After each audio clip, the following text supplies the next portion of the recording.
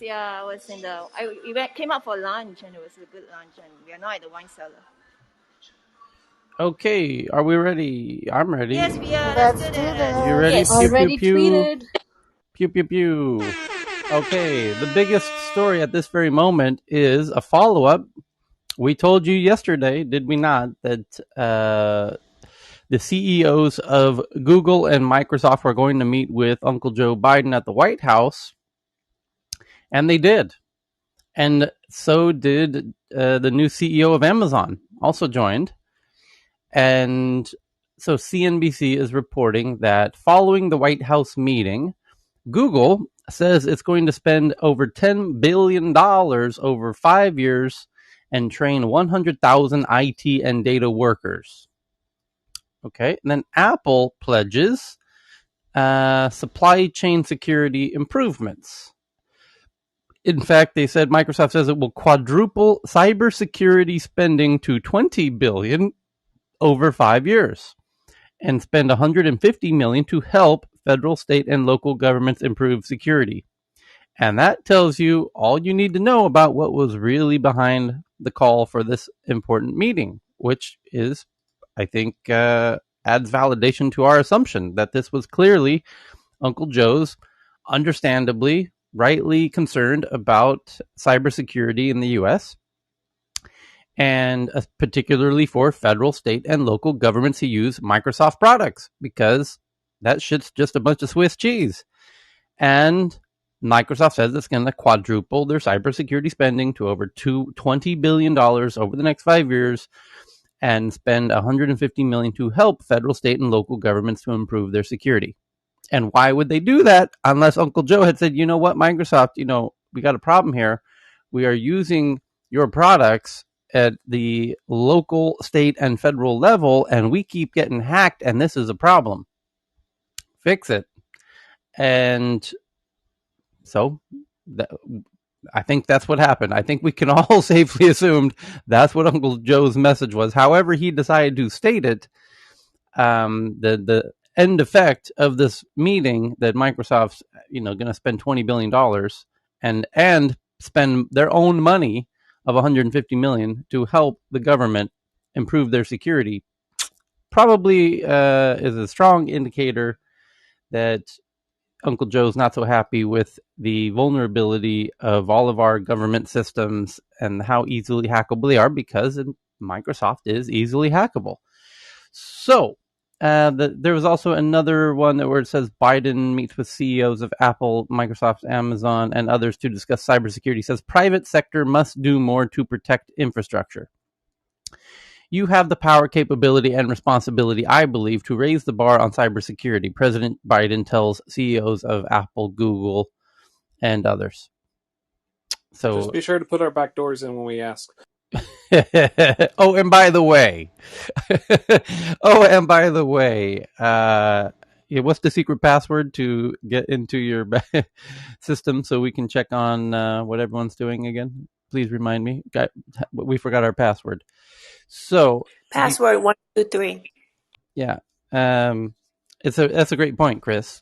No doubt that came up as well, but that part magically got left out of the follow-up notes that was sent to the press. So the second biggest... They're about to ask for a lot of money. The second biggest headline at this very moment is that YouTube says it has removed over 1 million videos related to COVID misinformation since February 2020, and says it removes 10 million videos a quarter. What's 10 million divided by 90? So it's about 100,000 a day, and most of which have less than 10 views. But the 1 million coronavirus-related takedowns since the start of the pandemic are difficult to put into context because YouTube's gigantic scale. So kudos to them for that, and I guess fair enough. I don't know that I've encountered much COVID misinformation on YouTube, but then again, I'm not looking for it. So I'm curious if anyone else has what their experience has been on YouTube as a platform in terms of COVID misinformation. Anyone? I've seen people post YouTube videos of, supposed doctors that were giving misinformation. But I mean, I don't know that that was necessarily an ad, that was sponsored. I think that it was just the platform that people use to post this misinformation from people with questionable credentials. Mm-hmm. I think this is funny to say, but maybe it stems from the top, because the CEO of YouTube is herself quite savvy when it comes to medical, more than your average tech CEO. So I wonder if that plays into it, that they would be less tolerant of it. Just a thought. So the next one is from the New York Times. The New York Times says they have sources that Facebook has approached experts about forming an advisory body for how it handles global election matters, such as political... Hunted responsibility. It works every time. For how it handles global election matters, such as political ads, misinformation, and more. The social network has contacted academics to create a group to advise it on thorny election-related decisions, said people with knowledge of the matter. And Chris is exactly right. They don't want to deal with this. They would rather delegate this out. They would rather basically collect all of the money from all the ads as much as possible, and then if something gets hot, they want to say, well, we listened to our committee of academics and we're using their credentials and essentially all the cachet they've built up. Can we cash in on that? And the academics are like, wait, we can get paid for our stuff outside of academia? Wait, how much do you guys pay anyways? And then it gets, yeah. So you're going to pay me more than I ever made at the university? Sign me up. Whoa. You guys have how many billions? What the hell's going on here? So, yeah, this is a great point. In fact, in truth, I wonder, a lot of these academics, are basically sensitive to their CV and resume. It's kind of a big deal in that world. They might not even require that much in the terms of financial compensation because they're so resume minded that they're. Facebook has all the tech companies have some really impressive research labs. You spend some time in there with things, it buffs that thing up. You've got opportunities galore with stuff, and it's a thing. You're recognized not just in academia but outside it too. That kind of. Yeah. Michelle, we just covered, welcome back, Michelle. We just got to the third biggest story of the day, which is that the New York Times says they have sources that Facebook has approached experts about forming an advisory body for how it handles global election matters, such as political ads, misinformation, and more. And they've contacted academics to create a group to advise it on thorny election-related decisions. Which makes sense. I think they should start putting their names on the side of the universities. Here's the Facebook University. Yeah. The Facebook University. Just make sure they have a campus on every building. Right. Well, no. In fairness, they already do this in some capacity with their what's the board that helps them determine how they moderate content? Oversight committee. It's the same sort of thing, but I just imagine take all the VPs and all the VCs that create Facebook and just put up their names on the side of all these university buildings. It'll be great. They can just, you're all going to be watching this in between classes anyways. You might as well just put their names, when to look up either way. So just to unpack this for folks, and Michelle, please steer it. Make sure we stay, don't fly off the road here. They have an oversight board, which really helps steer with a certain amount of influence the very difficult decisions of who gets banned from the platform, for example. And the moderation or the kind of essentially the banning of accounts is kind of the main issue, and the banning of the Trump one was by far their biggest case that they had to deal with, the biggest instance or example that they ruled on, and they ruled the oversight committee, who is largely autonomous in their decision-making abilities, although obviously they have relationships with Facebook because they were chosen to be on this thing, by Facebook to some degree. But it does kind of delegate and create a layer of distance in the decision-making process around whether or not Trump's allowed back on the platform or not, and not only Trump, other folks and issues as well. So I think generally clearly they are probably happy with that arrangement. It's kind of a win-win for everybody involved. And I imagine the people on that board, I would be really curious to know what their compensation is like. And it might be they're not compensated at all. That is totally possible. I would believe that if that were the, if Facebook said, in fact, we don't compensate them financially or with shares or with direct payments of any kind, I would believe that. I believe people would sign up for that, because it comes with a bit of, that's quite a resume item to have, that I'm on the oversight board for Facebook. I mean, I can see academics getting very proud of that fact. And because of I think the net outcome of that arrangement has been I think Facebook's obviously quite happy with that arrangement. And that's why they've now created a similar scenario with these political, what to do looking forward, because this advisory board is for issues sort of in the past and for issues related to banning of accounts. And this is a separate issue, which is with elections coming up around the world constantly. There's always upcoming elections. And Facebook, kudos to Facebook for understanding that it's these election moments where their platform is most ripe for being abused. Where they could just not do political ads. I mean, that is an option. They've done it in the past. But it isn't even that. Do in the future. Yeah, it's not even that. I mean, there's all kinds of behaviors above and beyond the ads around elections and politics that they have to struggle with on a rather ongoing basis, as elections are ongoing around the planet at any given time. And we tend to only focus on whatever country we're in. Like in America, thank God, we only have elections every 2 years, essentially. And still, we're aware of like, oh boy, Facebook really starts ramping up and getting quite spicy around the election times. And that's certainly true in other countries when they're having their election times. So at any given moment, there's a dozen countries that are in their election cycles. And so Facebook has its plate full.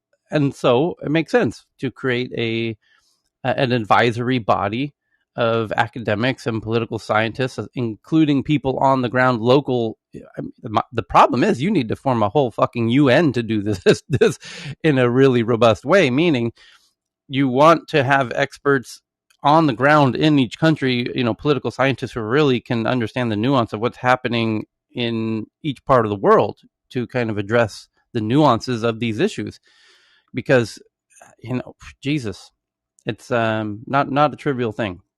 But I'll say, I actually, what comes to mind is I want to applaud Facebook for, first of all, they don't want to deal with this shit. They really don't. They never built this platform ever wanting to deal with stuff like this.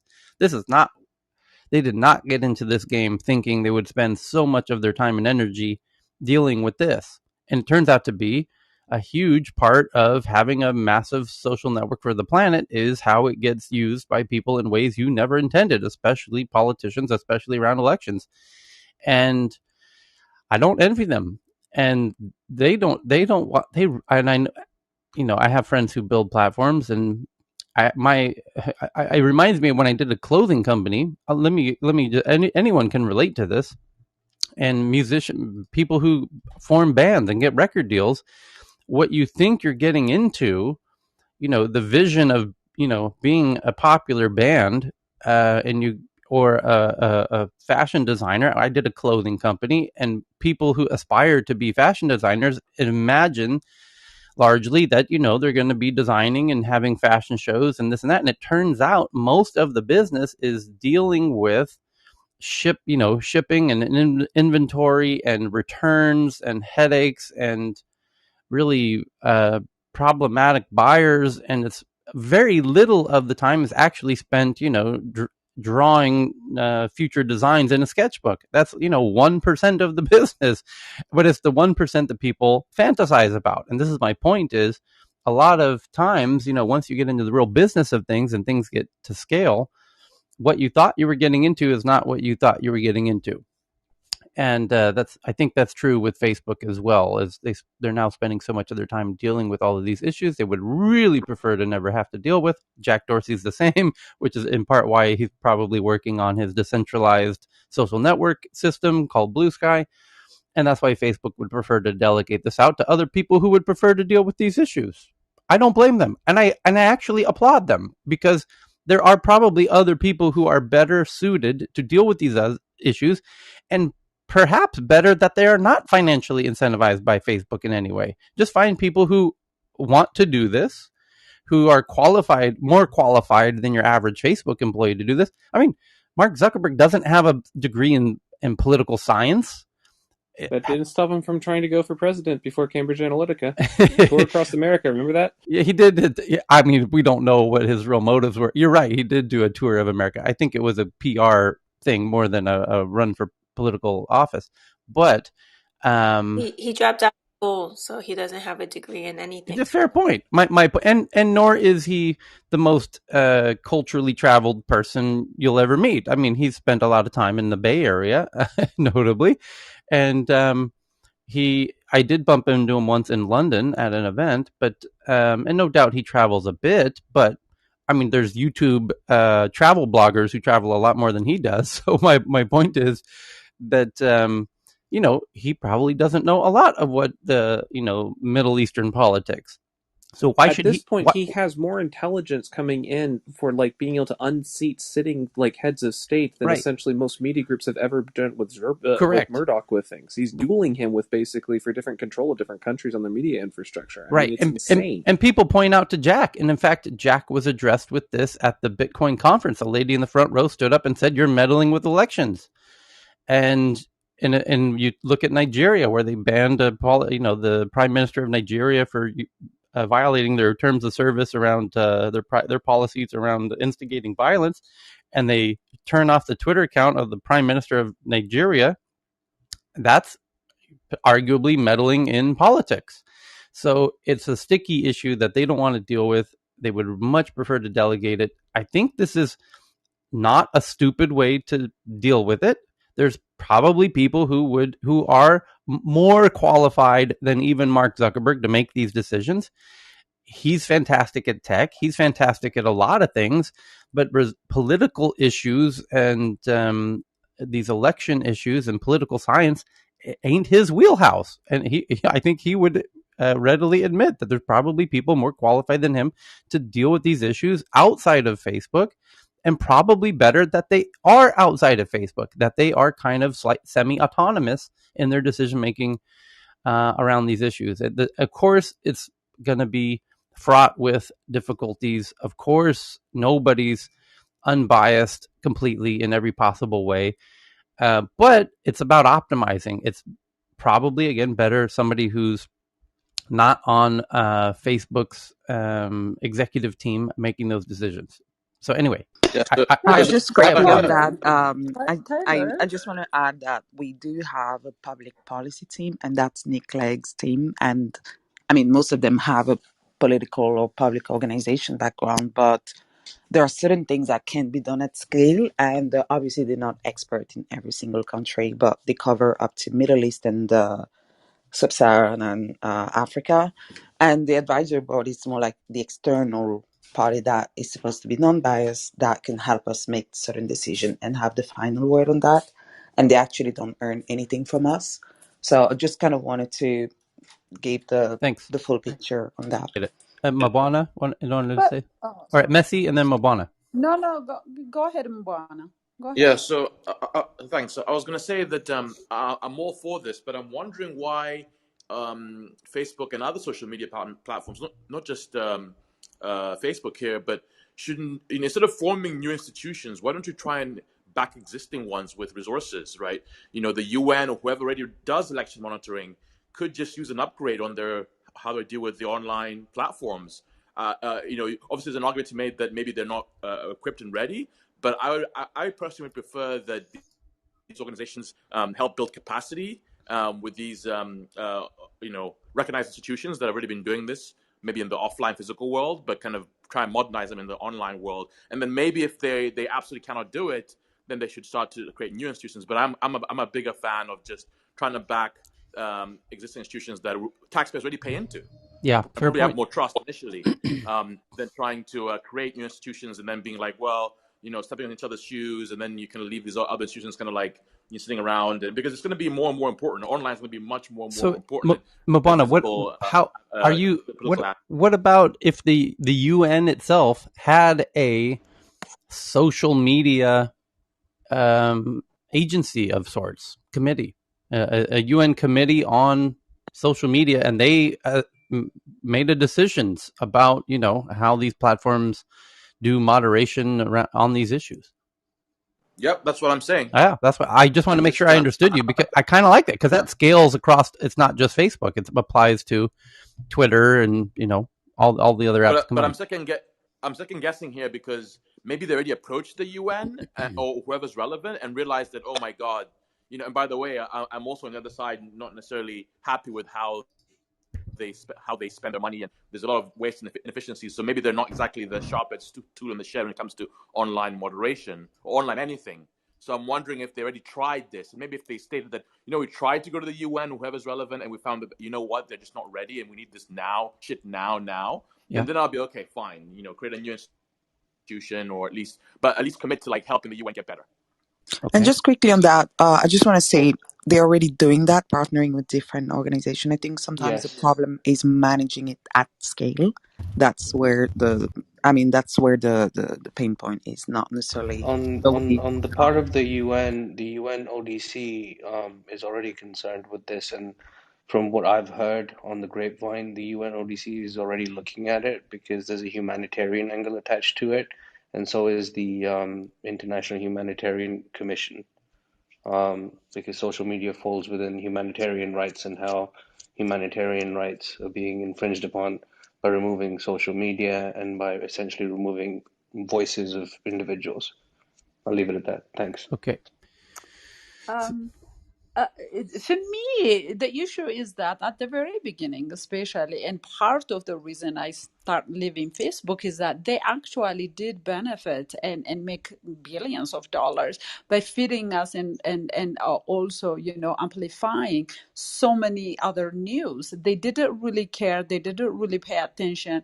I remember even Obama, when he was raising the question of Russia is doing some things to Zuckerberg himself, and he said, no, you're saying something just like that to even the president of the United States. So I think it's now getting to the point of where it is, but at the very beginning, they were just using it actually to make money by amplifying and giving us those rubbish things. So, you get what you get. And I think that's why now they are facing all this problem. They let it ferment from the very beginning, and now it's just is getting out of hand. That was my concern from the very beginning. And what's happening here in Ethiopia and Africa. Of course, granted, there are some African countries they complain for no reason because they don't get the coverage and other things that they would like to see. But I myself have seen that there was a lot of amplification, was like, hate speech and others, and especially in countries where, tribal conflict and many, clans and tribes coexist. It really does make a huge problem for a country. And they just did let it go from the very beginning. And now it's a big problem. That's just what I wanted to. Okay. Tyler, quickly, just before you move on, I just want to say that the idea that social media make money out of hate is actually not true. Yes, moderation could be better, and usually when something isn't moderated properly, it fuels, because the algorithm, when there's engagement, it actually ranks certain things higher. But no advertiser want to have their ads next to this kind of content, and we make money out of ads. So so the reason why certain things are not moderated efficiently is not to make more money. In fact, it's the opposite. You might make less money if Coca-Cola finds your ad into Breitbart content, for instance. So it's not exactly true, I would say. Okay. That's not what I'm saying. What I'm trying to say is sometimes when there are some information, and that when they don't even see it, but they simply have algorithm that actually fits into me. Like I don't want to see all those kinds of information that they say most viewed or most discussed, and they just keep on propagating it and giving it much more oxygen without even knowing what it was. That's what I'm trying to say. It was being amplified by the algorithm when it was like at the very beginning, when things come out, and that they weren't searching and getting and stopping it at the beginning. Instead, they were being amplified.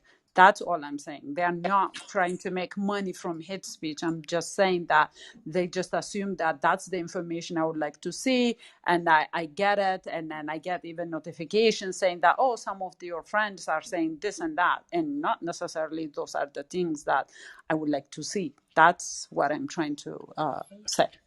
Okay, so we have normally we go. Well, there's someone named Nathan Seether who has his hand up, and then there was Frederick had his hand up, and I invited you up, Frederick, but he disappeared. And I see Shahin and Magda in the audience. So anyway, normally we go through the big headlines and then we jump to the interesting ones. But I've Chris on stage here found a really interesting related one to the one that we're on now.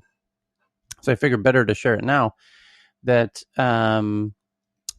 it's the from the Reddit, a Reddit community says, we call upon Reddit, and this has become the most viral post in Reddit recently, which is a substantial platform, a social platform. And it says, we call upon Reddit to take action against the rampant coronavirus misinformation on their website.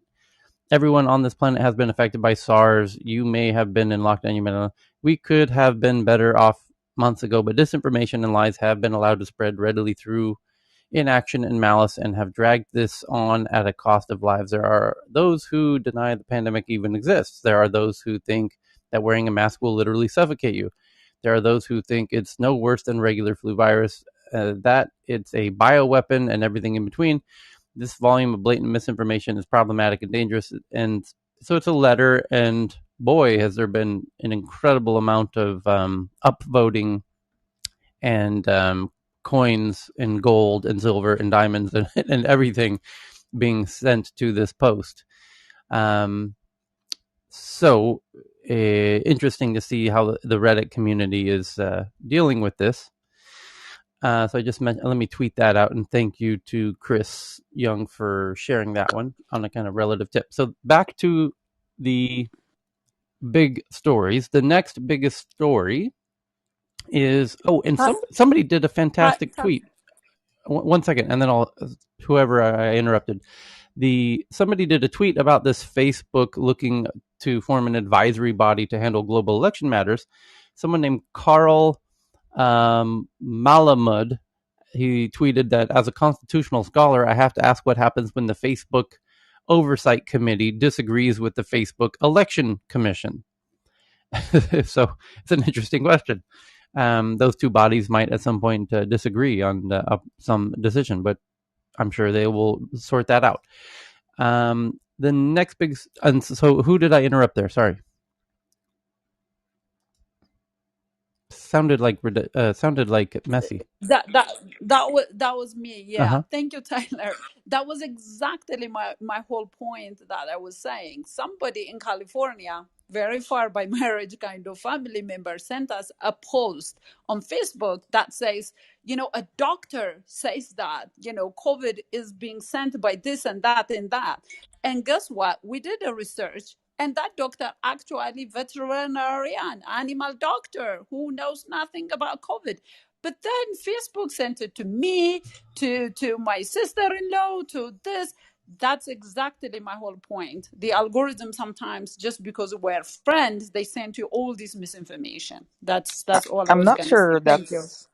I'm not sure that's directly related. I guess you meant the official advisory board, Tyler, not the post that the algorithm will rank in your feed, if I'm not mistaken. I really don't know. The next article from Reuters, although a lot of others reporting this one, that The Department of Justice and the SEC have charged a startup's CEO or ex-CEO of a startup called Headspin, and his name is Manish Lachwani, with allegedly defrauding investors out of $80 million over the past couple years in an effort to boost Headspin's valuation. And U.S. authorities on Wednesday charged co-founder and former chief executive of Headspin with defrauding investors. Does it say exactly how he did it? Let's look at, for example, this TechCrunch article will probably outline exactly how he did it. So today, both the U.S. Department of Justice and the Securities Exchange Commission charged Manish Lachwani, co-founder of the mobile app testing company Headspin, with fraud. The SEC says he violated anti-fraud provisions, and the civil penalties it's seeking include a permanent injunction, a conduct-based injunction, and to bar him for serving as a corporate executive or board member. The Department of Justice, which arrested Lachwani earlier, has accused him of one count of wire fraud and one count of securities fraud, and the associated penalties, if he's found guilty, are more harsh, including for wire fraud, a maximum sentence of 20 years in prison and a fine of $250,000. If he's found guilty of securities fraud, he faces maximum sentence of 20 years in prison and a fine of $5 million.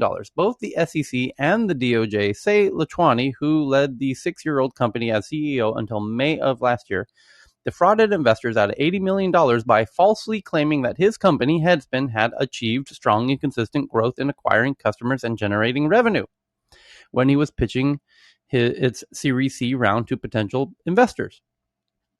By the SEC's telling, his fabrications were designed to help secure the round at the so-called unicorn valuation.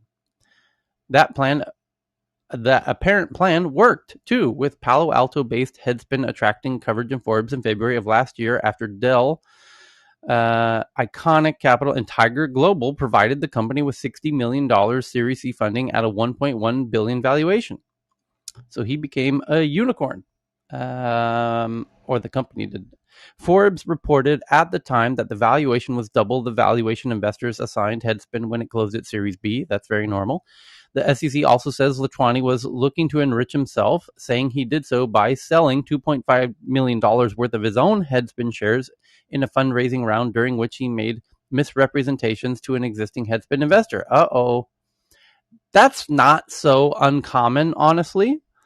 And it's totally normally legal to do that if it's true. If your company is growing in a healthy way, founders often do in their Series C sell, $2.5 million worth of their stock that they hold in the company. That's normal. That's totally normal.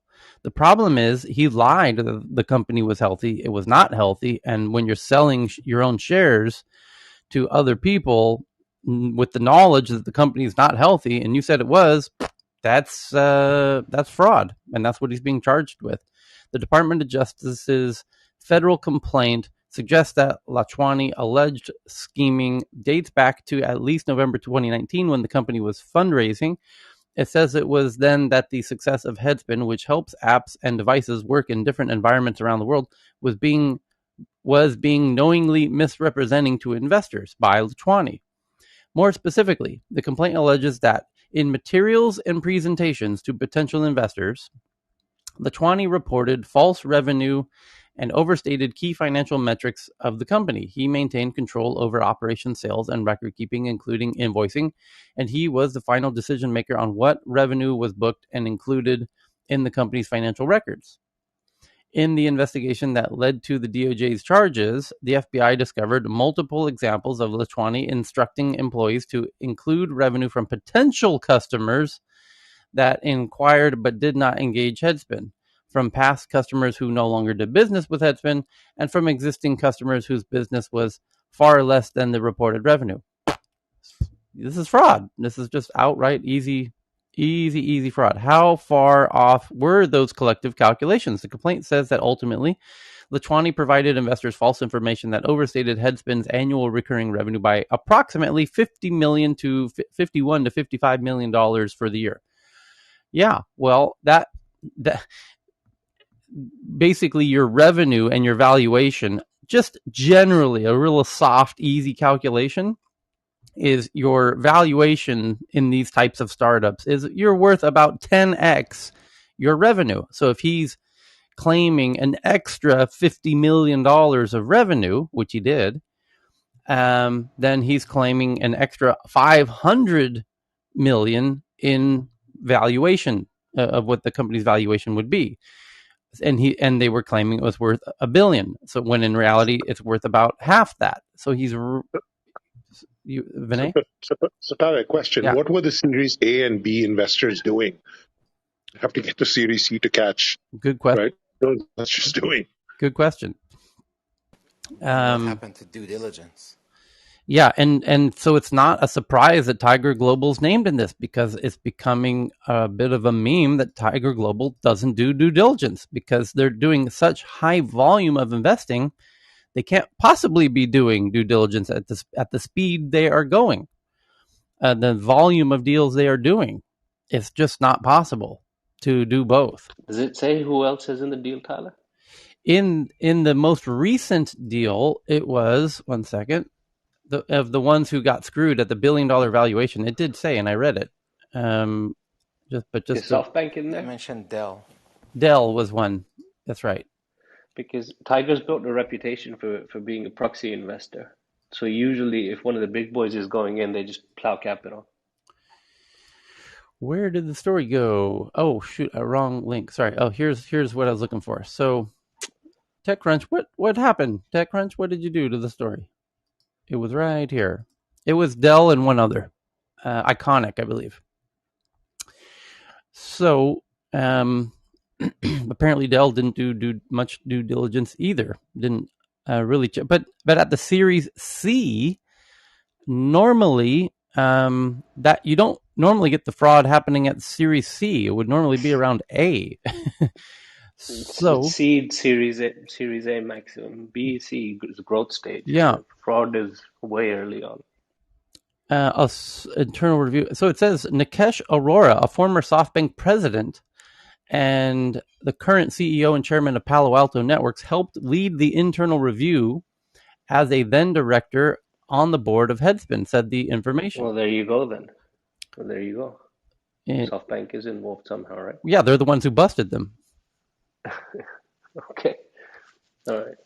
That's what the article says. The SEC says its investigation is continuing. The DOJ similarly notes in its, and by the way, SoftBank does significant due diligence. I'm speaking from very personal experience because they did due diligence on my company. They sent a team of 8 people for a week to my office, and they sat in my office for a week, and we had dinner every night.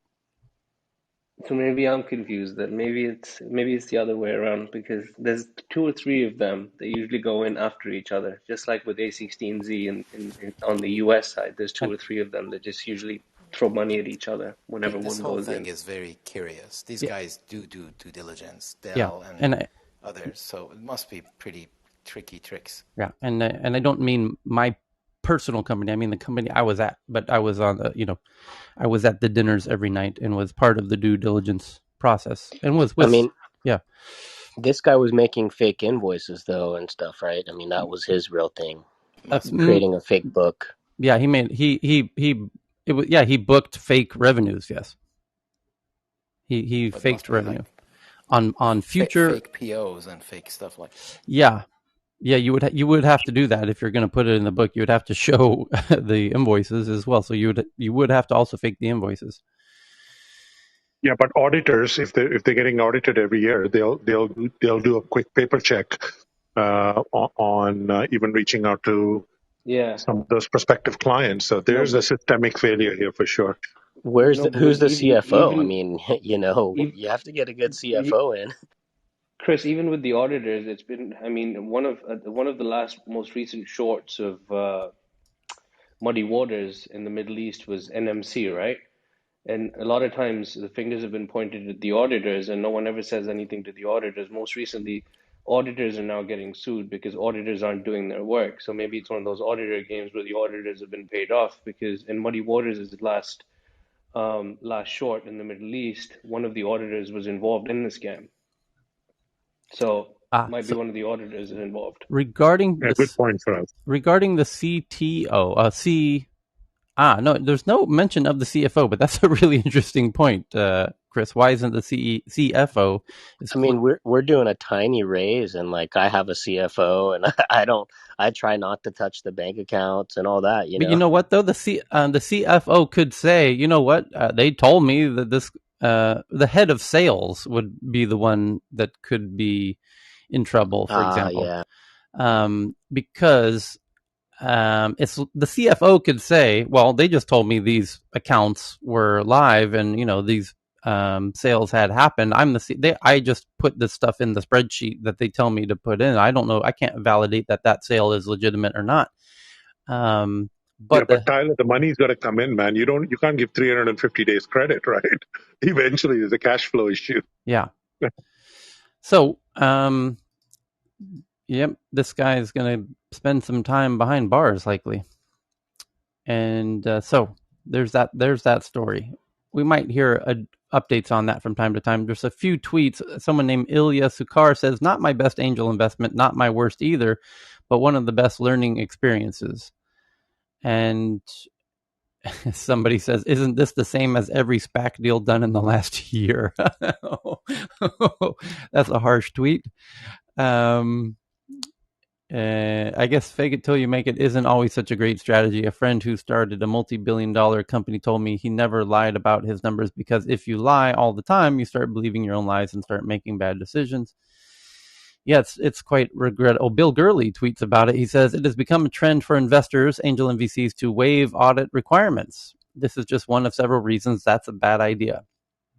Okay, so next headline is from TechCrunch that says U.S. PC sales in the second quarter of 2021, that's April, May, June, is up 17% year over year with 36.8 million total PCs sold. Notebooks are up 27%, desktops up 23%, tablets down 1%, and Hewlett-Packard leads with 22% of the market share. And that's because everyone's working remote and they need to upgrade their home systems. And then the next one is from The Verge that Adam Mosseri says Instagram plans to more prominently feature photos and videos in search results in the future, along with traditional accounts and hashtags. It's how search works and what it will be able to do next. Instagram plans to more prominently feature photos and videos in search results. Okay. The next one is from The Verge about facial recognition, and we really got to ping in Charles for this one. So let's see if, London, he could be awake. Charles, here we go. And actually, he responds really quickly to SMS. So let me just bear with me for 10 seconds to just send this to him via iMessage here, as he's known to do. I wonder, Tyler, with what you mentioned about the article regarding Facebook and Instagram and the search algorithm changing, like being, more about the posts and the videos, if that's connected to the whole, e-commerce part of it and social shopping, if it's kind of like a play to compete a bit more with Google for that level of search as well. Yep. I don't disagree with that. So the this next article from The Verge says that 19 of 24 U.S. government agencies surveyed use facial recognition in some capacity. The Department of Defense and the Department of Homeland Security both have in-house systems. No shit. That's the Department of Homeland Security is the all of the immigration falls under Department of Homeland Security. So Charles just joined, thank God. Here we go. Charles, we just found the article from The Verge today that says 19 of 24 U.S. government agencies surveyed use facial recognition in some capacity. The Department of Defense and the Department of Homeland Security both have in-house systems. And a new GAO report finds 19 agencies are using some form of the technology. To which I say, I imagine it's even far more than that. I mean, there's probably agencies using it where the head of the agency doesn't know, or whoever they asked at the agency doesn't necessarily know that somebody in the agency is using it. And there's certainly police departments using it. and not everybody in the entire police department knows they're using it, for example. I guess the question is, which ones are officially using it? But not necessarily every police department or government agency would know that they are using it. But curious about I think part of the problem. Well, so first, let me just say, a lot of how we know that the government uses facial recognition comes from other governments hacking U.S. entities to sort of discover what products they're using to begin with. So a lot of government agencies did not want to disclose what tools they were using, because obviously if criminals know what tools they're using, they can figure out ways to try to defeat those measures.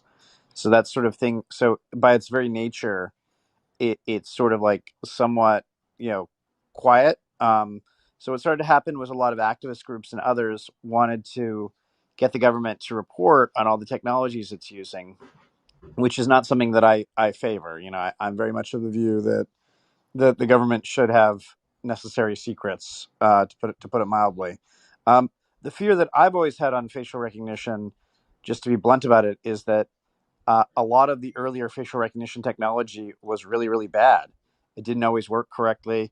A lot of it belonged to other countries. Like in the case of the U.S. government was using a lot of technologies developed in Japan that was kind of jointly developed with the Chinese, which is no good.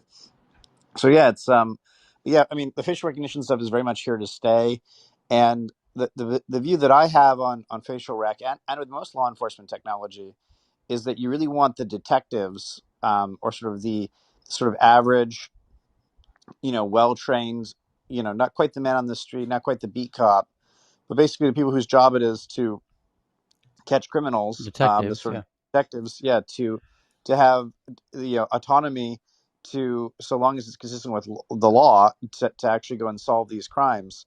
So I've always favored the idea of just if you're a detective anywhere in the country or the world, and you're not a China or Russia or other adversarial country, you should be able to just buy it with your own credit card, and it should be cheap enough that you can do that. And so that was the strategy that was pursued when we sort of built out the company.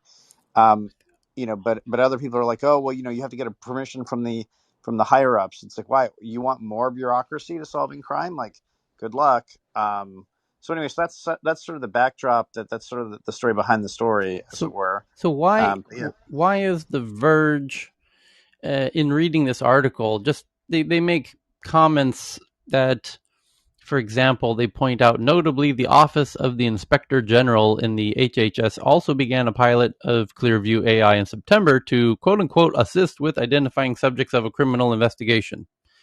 And just by phrasing it in that context makes it clear that whoever wrote this article for The Verge, Alex Castro, is no fan of Clearview or that the government agencies are using Clearview. Why is journalists from The Verge and Huffington Post and BuzzFeed so opposed to government agencies using Clearview?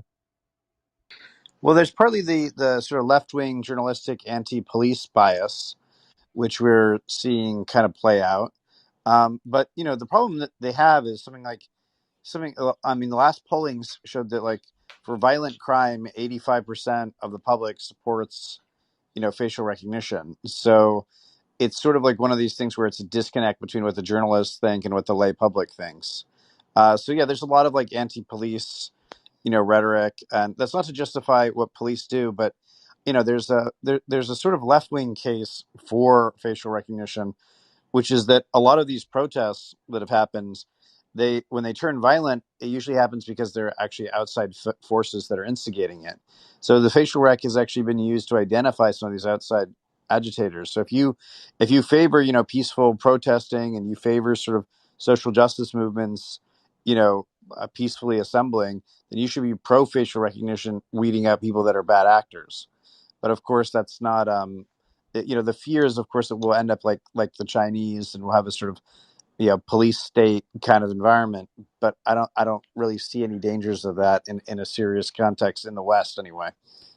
Got it. I should say too, these technologies are very controlled, and I don't favor that. Like, I actually believe that if you are a lawful citizen, in the West, in America, you can buy a gun after you go through a police background check, more or less. And I favor that for facial recognition as well, because I think, I've had a number of friends who've been victims of crime in the last few years, and, they should be able, in my view, to do their own due diligence about who actually victimized them. And they should be able to buy these types of products. So I have a more expansive view than Clearview or other facial recognition, companies do. At the same time, I think you very, accurately gave the explanation of the kind of the concerns that, kind of the defund the police crowd, this kind of falls into that in some capacity. And yet, if it was been published or reported that Clearview was used in bringing many of the January 6th folks at the Capitol were identified through Clearview. So at the same time, wouldn't they be in favor of it in that context? Yeah. I mean, it sort of depends on whose ox is getting gored, as it were. And there are cases in which it's, that the politics are kind of confused. I mean, the example most recently there was a major cartel member that was apprehended. I mean, there've been a number of these sort of like very worst of the worst examples. And it's like, what would you have us do? Just let those people go? Like, what are we supposed to do in these kind of contexts?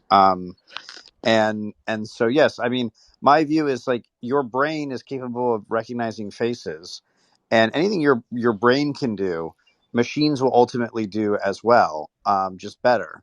And so that's sort of where things are going. And in the past, when detectives used to go through mugshots, and they used to sit down at a desk, and they used to go through all these, mugshots of previously arrested people. So very small sample size. And they used to make mistakes a lot more than the facial recognition did. And, the famous example is the police lineup, where they line people up. And that has all sorts of biases associated with it. So I made the case that, people complain about the technology being racist. And really, that's just an argument because they don't want to see the technology deployed. But because there's not really any evidence for that. It's really a question of more training data makes the stuff less racist. Because, the argument about your database being biased is just to build a larger database. It's not to not have the database to begin with. It's just kind of silly thinking. But it's a great point. It's essentially challenging the convention that it's replacing is the police lineup to a large extent. And then so the question is, well, which do you prefer, the police lineup or facial recognition? And I think you would have to be rather uninformed to assume that the police lineup is less biased than a facial recognition system. Right. I mean, the argument I always make is like, all right, so you dislike the police. Okay, I hear you. I like the police, but if you dislike them, why would you have a world in which they have more control over making decisions? Presumably, you'd want one where there could be an audited system that would determine who was checking out who. I mean, there's a record of every person who's run through the facial rec. And so you would actually have an audited trail. And that, look, there have been people who have misused facial rec. I'm not going to, dismiss that, but there's, there are lots of examples of people misusing all kinds of technologies, and that's why you create safeguards. So, that's a fair point. Is trying to pre-anticipate how it will be abused, and so anyway, thanks for popping in on that. Hey, sorry, just wanted to add something on that. One country that I do know about using facial recognition considerably well is UAE. So their passport control for residents is completely based on facial recognition now. And like you walk through the e-gates that they have in like 30 seconds with no interaction with any human on passport control. Yeah, I think that's starting to happen more and more. Thailand is starting to adopt a similar thing as well. Yeah, and then, by the way, the article that I read, they mentioned specifically that the TSA is adopting a wide range facial recognition system, kind of implying perhaps the same. that the U.S. might be not far behind in that regard. And it's really actually very convenient. It like makes travel a lot easier when you don't have to wait in any queue to get your passport stamped and stuff. Yeah, the argument I've always made is that if you dislike facial recognition, you should want the best facial recognition, because the bad products actually make life much worse because they misidentify you. And so UAE is a good sign of where the future is going on this in this regard, though their tech could be a lot better, I think. Okay, so here we go into a few more interesting headlines here. The Microsoft has promoted their chief product officer to the executive vice president role and has added him to its senior leadership team. Box does their Q2 revenue up 12% year over year. And this is an interesting one. Alphabet's Wing, which is their drone delivery company, nears 100,000 drone deliveries 2 years into it, after Logan, Australia launch, where they started, which is Brisbane, Australia. I for some reason I thought it was Adelaide, but it's just the south part of Brisbane is Logan, and that's where they've been doing it. The drones fly up to 6 miles and deliver items weighing up to 3 pounds. In a blog post this morning, Alphabet drone delivery company Wing announced that it has set 100,000 customer deliveries over the weekend. Lovely. I would absolutely. Hey, Tyler, can I chip in on a little bit, backing up on some of that facial recognition stuff? Yeah.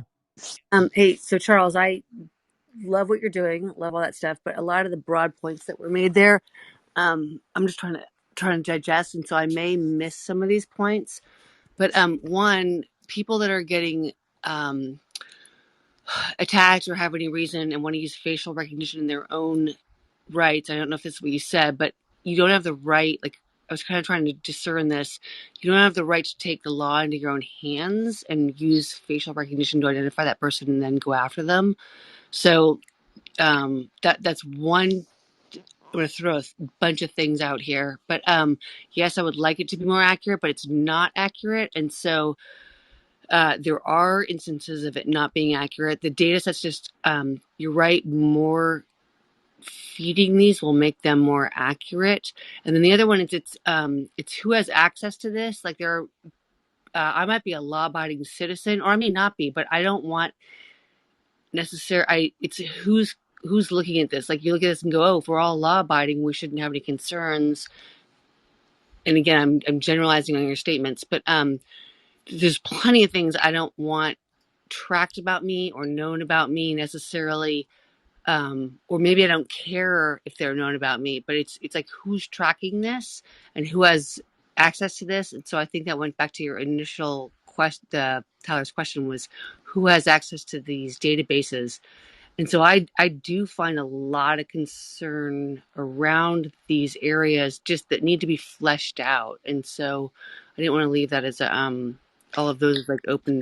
Yeah, and I think it will vary a lot region by region. I mean, just the other day, I had a friend who was at a protest who was assaulted, and he has pictures that he got of CCTV cameras that show who the person was who was doing the assault, and so he hit up the local law enforcement, which is not yet a Clearview customer, saying like, "Look, this is the person who assaulted me. This is it on camera. This is that person's face.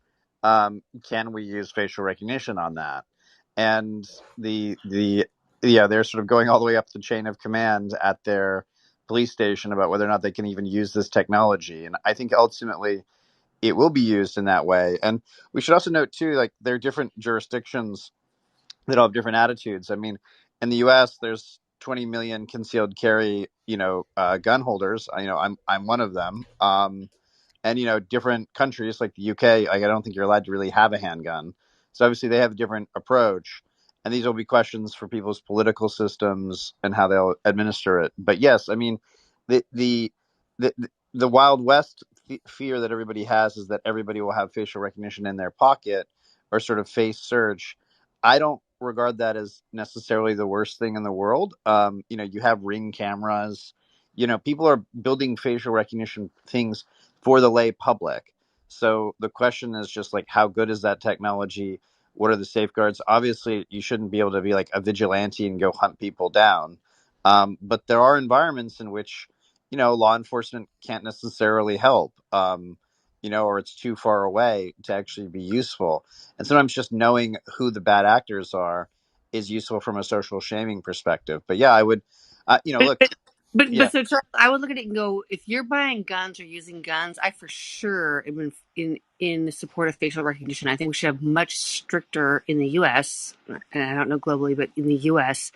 requirements around just confirming who has purchased guns at that level. So purchasing is carrying guns. If I'm walking down the street, I might see somebody, I don't know who they are, and I don't think that I have a necessarily a right to have, this goes back to like a Black Mirror or whatever, that I don't need to have their name floating above that image. Like, I think there is some right to anonymity, and I'm not sure that every person. And so then I would look at who has the right to know who those people are, who people are, not just who people are, and then with accuracy. I think you mentioned this, but I really do think there is a bigger issue with accuracy at this point.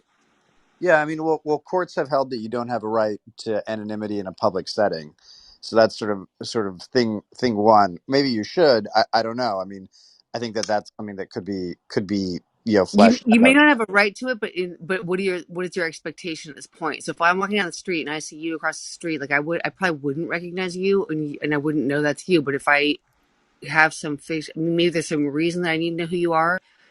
And again, what are your rights and expectations in a public setting? Do you have a right to privacy in a public setting, or Yeah, so this is a good debate. I mean, look, the argument that yeah? has been made is basically you don't have expectations to privacy in a public setting if a crime has occurred. Obviously, that's sort of thing one. But you also don't have it in a normal context either. Now, maybe you should, and I would. By the way, I favor legal Wait, no, but your property. vigilante comment, and that's the only one. And so we can go down this because I think it's a great debate. But it's the vigilante comment. You don't have a right to privacy in a public setting, but other people don't have a private right to go after you.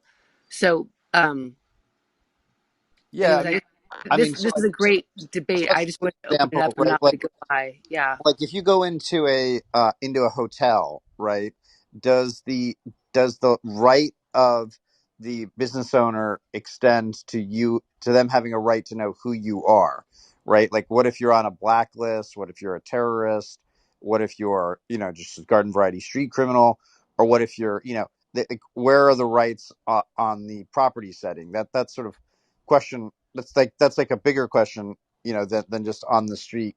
And I don't know. I mean, these things are going to get hashed I'd say out. that's a nuance. That's a great nuance because as a hotel owner, I would say that's my private property.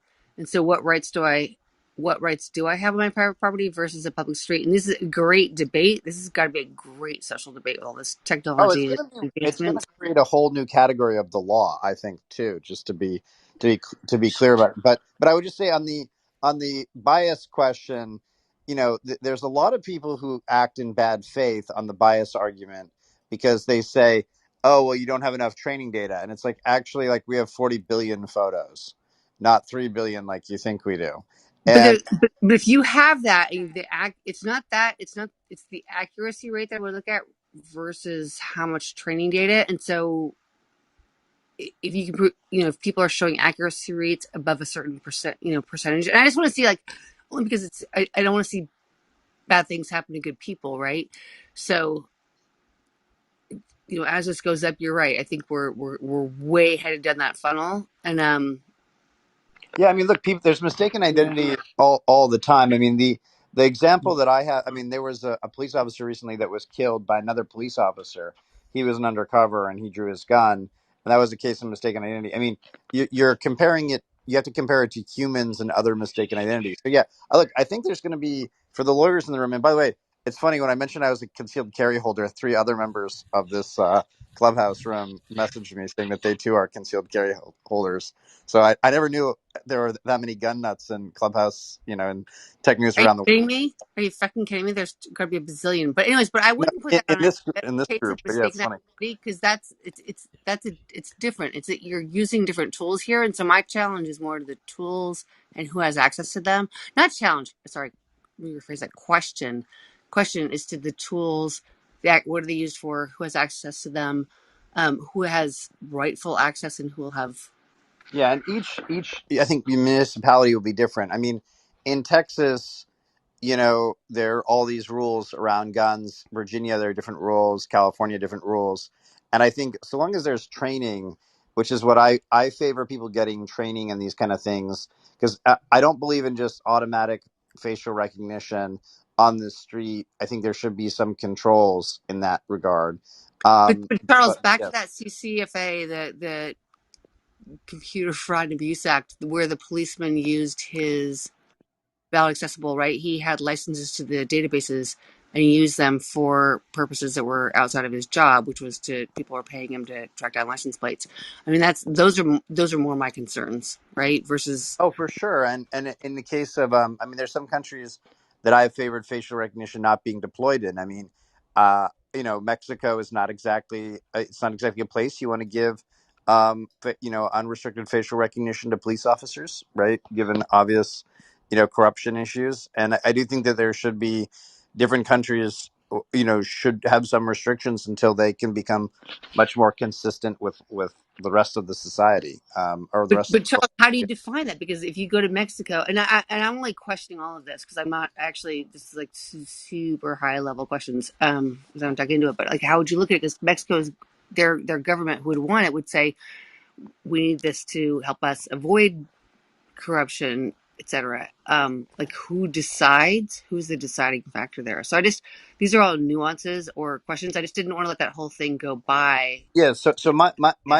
my view is that that Clearview is an American company set up by Americans, and one could make the case that America's not always the gold standard, but it's certainly a good standard for a lot of human rights related concerns. And obviously, there's a difference between, say, like North Korea and Denmark having facial recognition, right? And we do have arms controls on other technologies, right, out there. We have controls on nuclear weapons. We have controls on chemical weapons. And I think we will ultimately, I mean, facial recognition, knowing who's coming and who's going is an intelligence related question. And so we will have controls on these technologies abroad, and we'll have controls on them within the country as well. But I do think that, as I mentioned, there are 20 million people in the U.S. that have gone through a background check already to have facial or to have guns to take life, right? And so I would be in favor of those 20 million, plus people, being able to spend, I don't know, $10, $20 a month to have their own facial recognition. Now, if they Wait, wait, abuse wait, it, wait, wait. Let me back up on that. So I want this is exactly what I'm raising is I think that the requirements for getting through those are not good at all. I think they're substandard. And two, it's not to take life. It is for various uses. If you're going to take a life, it's in very limited circumstances. So having a weapon and where you're able to use it are two very different things, right? that's true. I agree with that. I agree with that argument. I mean, look, Can yeah, go ahead. no, I just need clarification. I don't mean to jump in the middle of this, Jennifer. Sorry. Did I just hear you say that the 20 million people that are that have licenses to carry weapons should have access to facial recognition? No, Well, the point I'm making, No. I just asked no, yes or no. Was that no, not the that's not point what he that you were said. making? Was that what no, no, is I'm that what you saying that said? we have A done system. processes. Yeah. Yeah, we have a system in place to do background checks for citizens to take life in the form of having handguns or other guns. Now, I don't think Wait. I wouldn't. So again, Charles. So that's an interesting one because I wouldn't. And Eric, that's not what Charles said. Charles, they're two different two different streams that we're following. But having a license to have a gun isn't the right to take life. They're two different two different criteria. But No, anyone's yeah. the main argument is the FBI background check service, has 20 million plus people in it. Where and like I have a security clearance, for instance. So like the U.S. government said, Charles, he's a good boy. Relatively speaking. Now there's a million plus people that have security clearances, and some of them I assume abuse that process, just like if you had a million whatever's, they would abuse whatever system. And then there are penalties and there are other sort of punishments that go along with that. But in the context of the handgun registry, or the handgun database, you are required to go and in most states and most municipalities to go and take like a day-long course at the minimum, and the local sheriff or local police in your are basically clearing you, and they say, look, these are the scenarios in which you may take a life. So that's sort of like the point of having a handgun. Now my view is, I think there could be. Whoa, wait. So you're allowed to use it not to take a life, but to protect yourself, or honestly, Charles, just to go and practice like at a range. They consider you competent to carry a weapon, and this is actually something that I can't speak to all municipalities, all states, everything else, but there's a lot of cases where people get these where the background checks are not thorough enough, and they have either mental disorders or histories of violence or something Yeah, else. And your ability to carry it forward, though, your ability to use the gun is different from your right to carry it. Your ability to use it is defined by the circumstance. Correct. And I think that can also, Right. I mean, the point is the subset argument. The point is that we decide that there's, 300 million plus Americans. Some portion of them get to have a handgun, right? Based upon the FBI background check. Could it be more thorough? Absolutely. Could it be, more stringent? Absolutely. Like I would definitely, as a lawful gun owner, I'm definitely on the same page on that. And within that subset of 20 million, there are scenarios in which, you hope to never have to use a gun, and you prefer using defensive things, use it in a defensive context. But there are contexts in which lawful citizens have used guns either just by presenting one, brandishing one, or by exercising it, where they've been sort of free to do that thing. Now, I understand this technique is around the world. I know that some people are very anti-gun.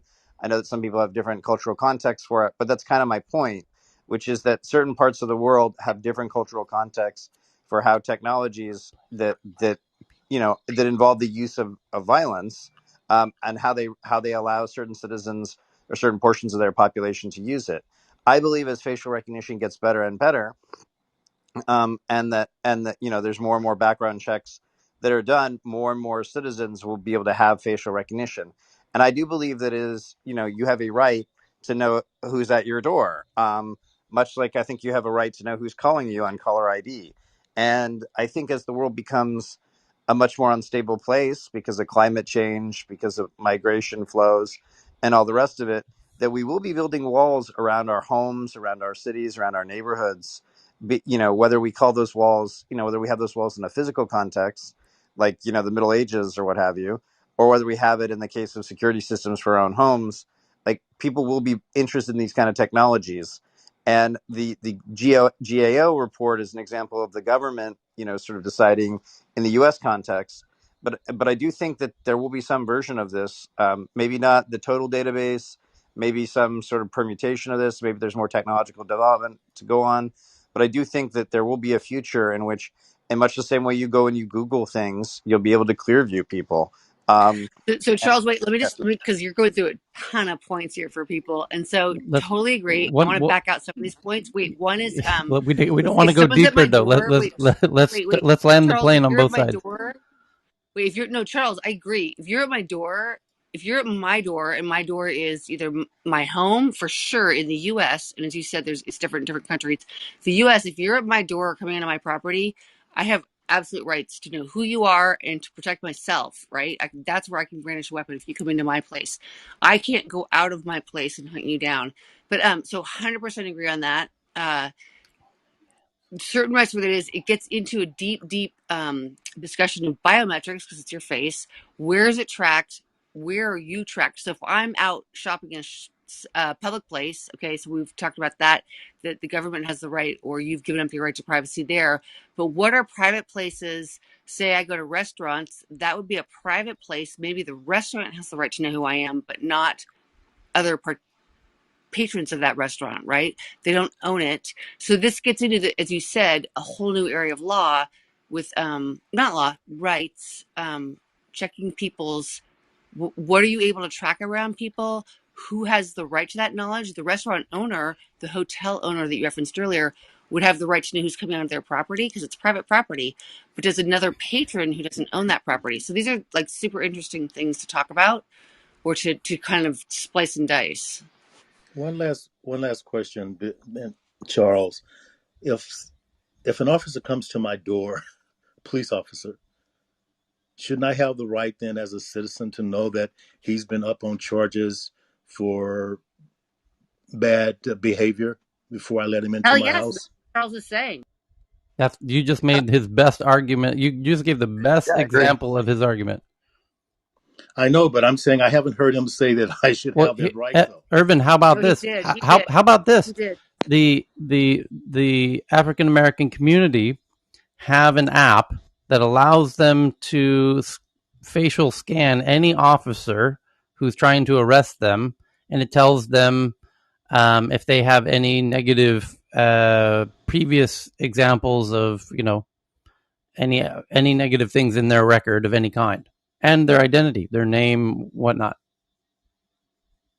But again, Tyler, you just went to a community. Yeah, but I'm Having saying, something wouldn't so that no, then it's going to totally? depend. Wouldn't that To then? Charles's point, I know. it's where those rights are defined. It's where those rights. Where is the person? If the exactly as the earlier comment, if that officer comes to your door, you absolutely have the right to know that. And honestly, if I'm being arrested, I want to know that So too. Like, I let's don't care if let's let's make it real. Let's get very real here. What if George Floyd had this app on his phone and he used it against Derek Chauvin when Derek Chauvin was trying to arrest him, and he says, Derek Chauvin, I see you have previous examples of in your record that you're have complaints filed against you as a bad cop. So thus, I'm going to wait until your sergeant comes or somebody who has a really clean record to get involved in this arrest.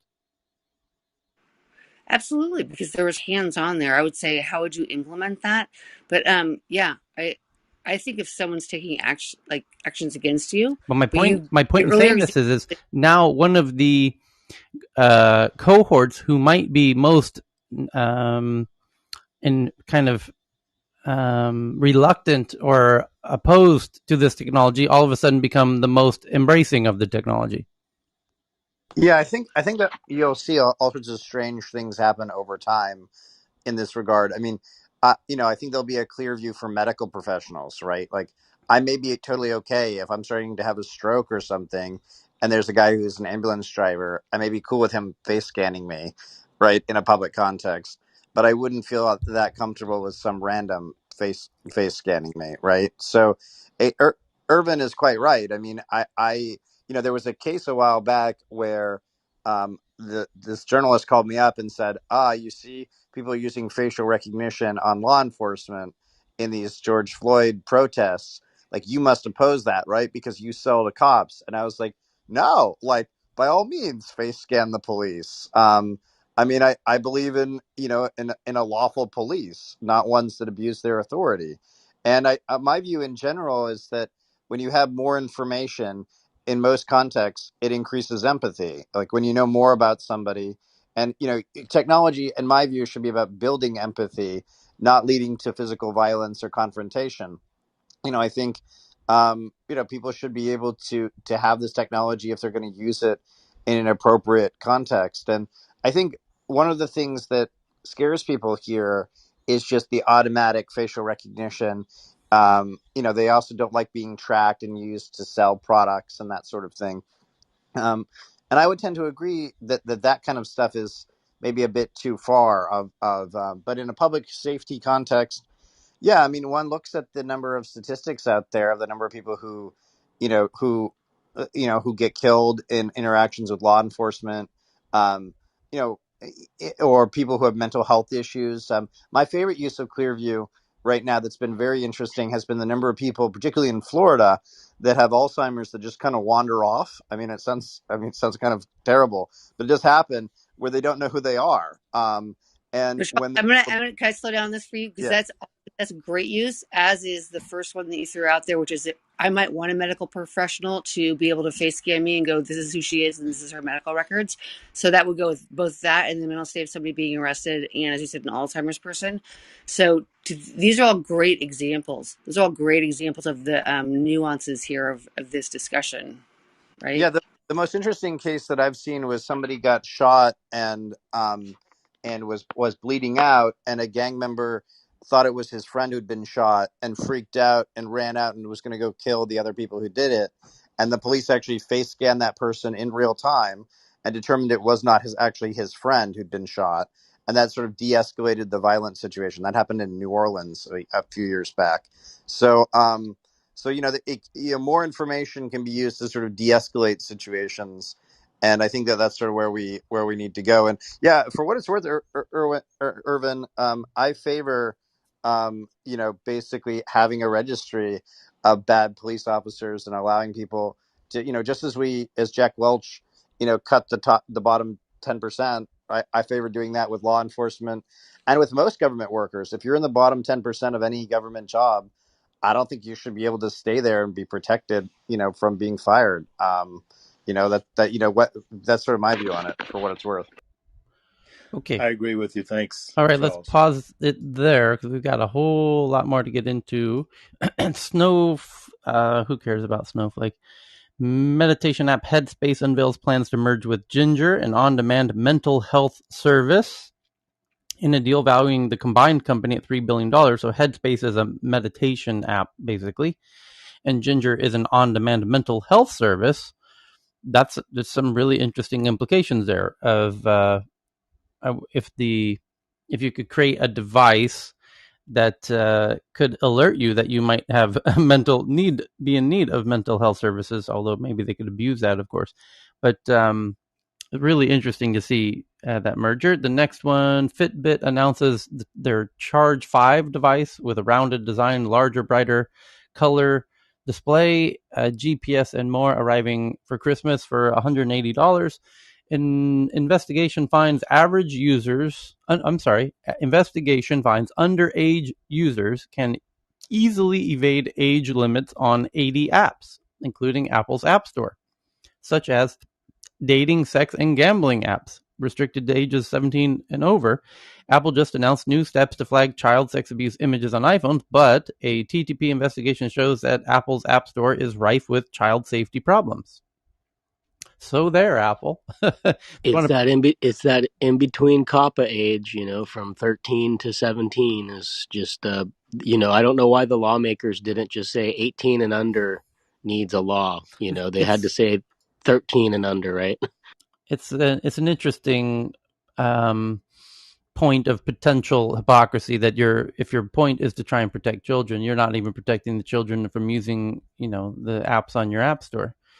You haven't taken any measures to stop children. And I know about this because right out of college, I was a PHP coder doing stuff for a role-playing game, and my job was to make sure we were COPPA compliant and ICRA and all that stuff. So that's how I, unfortunately, intimately familiar with it. Regulatory docs show Facebook's Project Aria hardware is called Gemini, runs on customized Android, and uses the same camera sensor as the Oculus Quest 2. This is all about Facebook's AR project, Project Aria. And it's basically a version of Android and uses the same camera sensors that are in the Oculus Quest 2. So it's basically an Oculus Quest 2, but without the VR part. It's just the outward camera-facing part in a much lighter form factor. They look like big sunglasses, basically. And Salesforce has their Q2 revenue report up 23% year over year. That's the gist of that. A company called Trove, which helps build online resale marketplaces for brands like Lululemon and Patagonia, raises $77 million, bringing the total of funding to $122 million. Basically, it allows companies to resell used items in a really clever way, and it's kind of booming, and I think it's pretty cool. Trove, Trove. The next one is Mexico City-based neobank Flink. So now Mexico has its own neobank, and Flink raises $57 million. And what Klarna says, losses in Q2 soared to $111 million, up from $10 million in Q2 as credit defaults doubled. And this has led Sebastian from Klarna. Klarna is a Stockholm fintech company, second biggest fintech in the world, I believe, at the moment, or at least in Europe. Stripe being number one. I think it's globally. Stripe is the second highest valuation of any fintech, and it's still not publicly traded. Isn't it number one, Tyler? No, Stripe's number one. And Stripe's doing buy now, pay later as well? Stripe is not doing buy now, pay later that I'm aware of. If Klarna is doing buy now, pay later, correct. And that's what their losses are up on. Yeah, no. As far as buy now, pay later is concerned, they're number one, correct? Correct. Well, they kind of popularized the whole model. Sebastian from Klarna, who's the CEO of Klarna, took to Twitter, and give me 2 seconds here because his tweet is totally a response to this headline. Seb, 1 second. Klarna CEO Twitter. Here we go. So the headline that I just read, that it says, one more time, Klarna says losses in Q2 soared to $111 million, up from $10 million exactly a year ago. And then he took to Twitter to say himself that, he says, when our payments volume grows 77% and our losses grew 50%, that means a 15% reduction in our loss rates. It fascinates me how difficult it is to get the media to understand this, basically.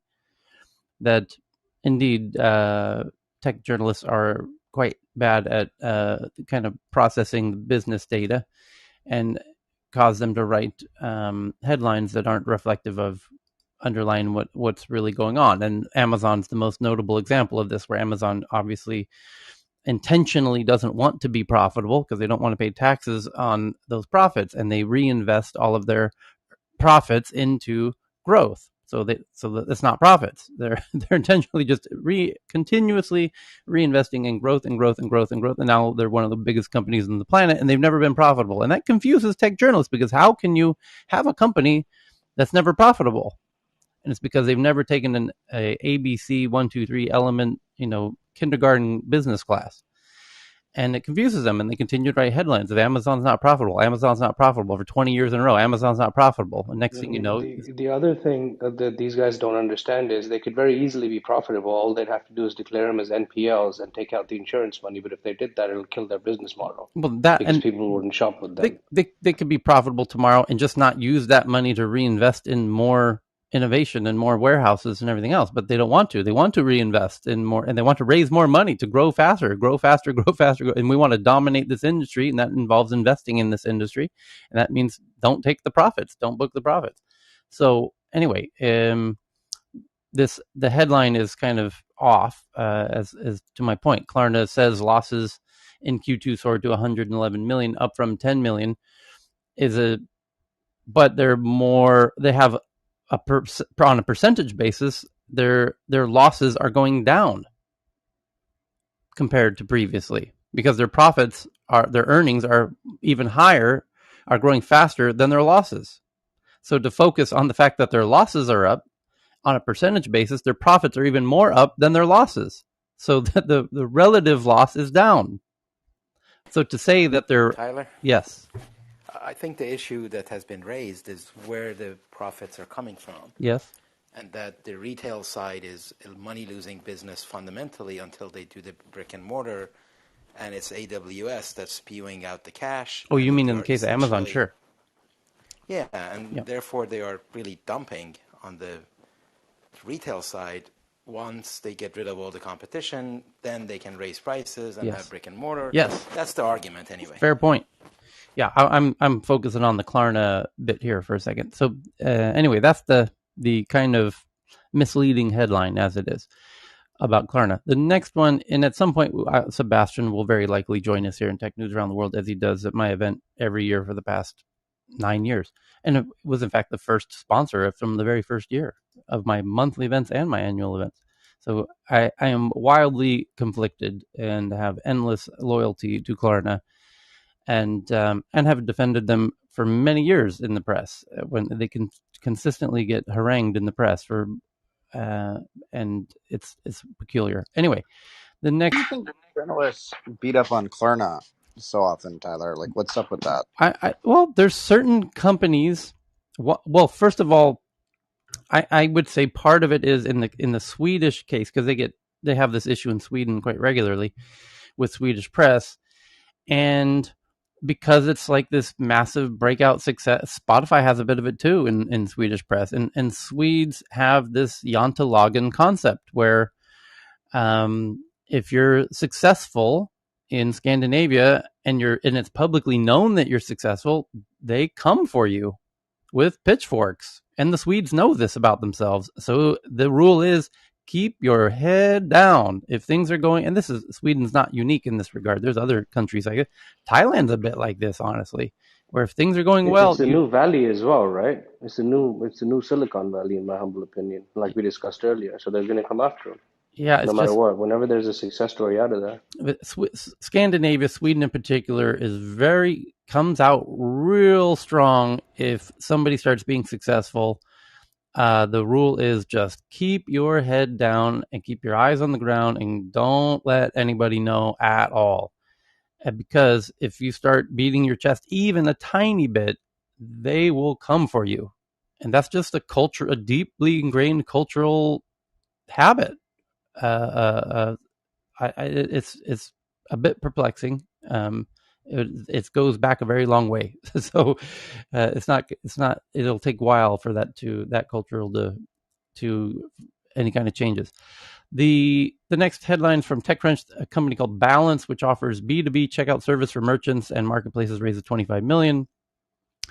And a deep look into expanding the game is a company foreign ways. That's it for the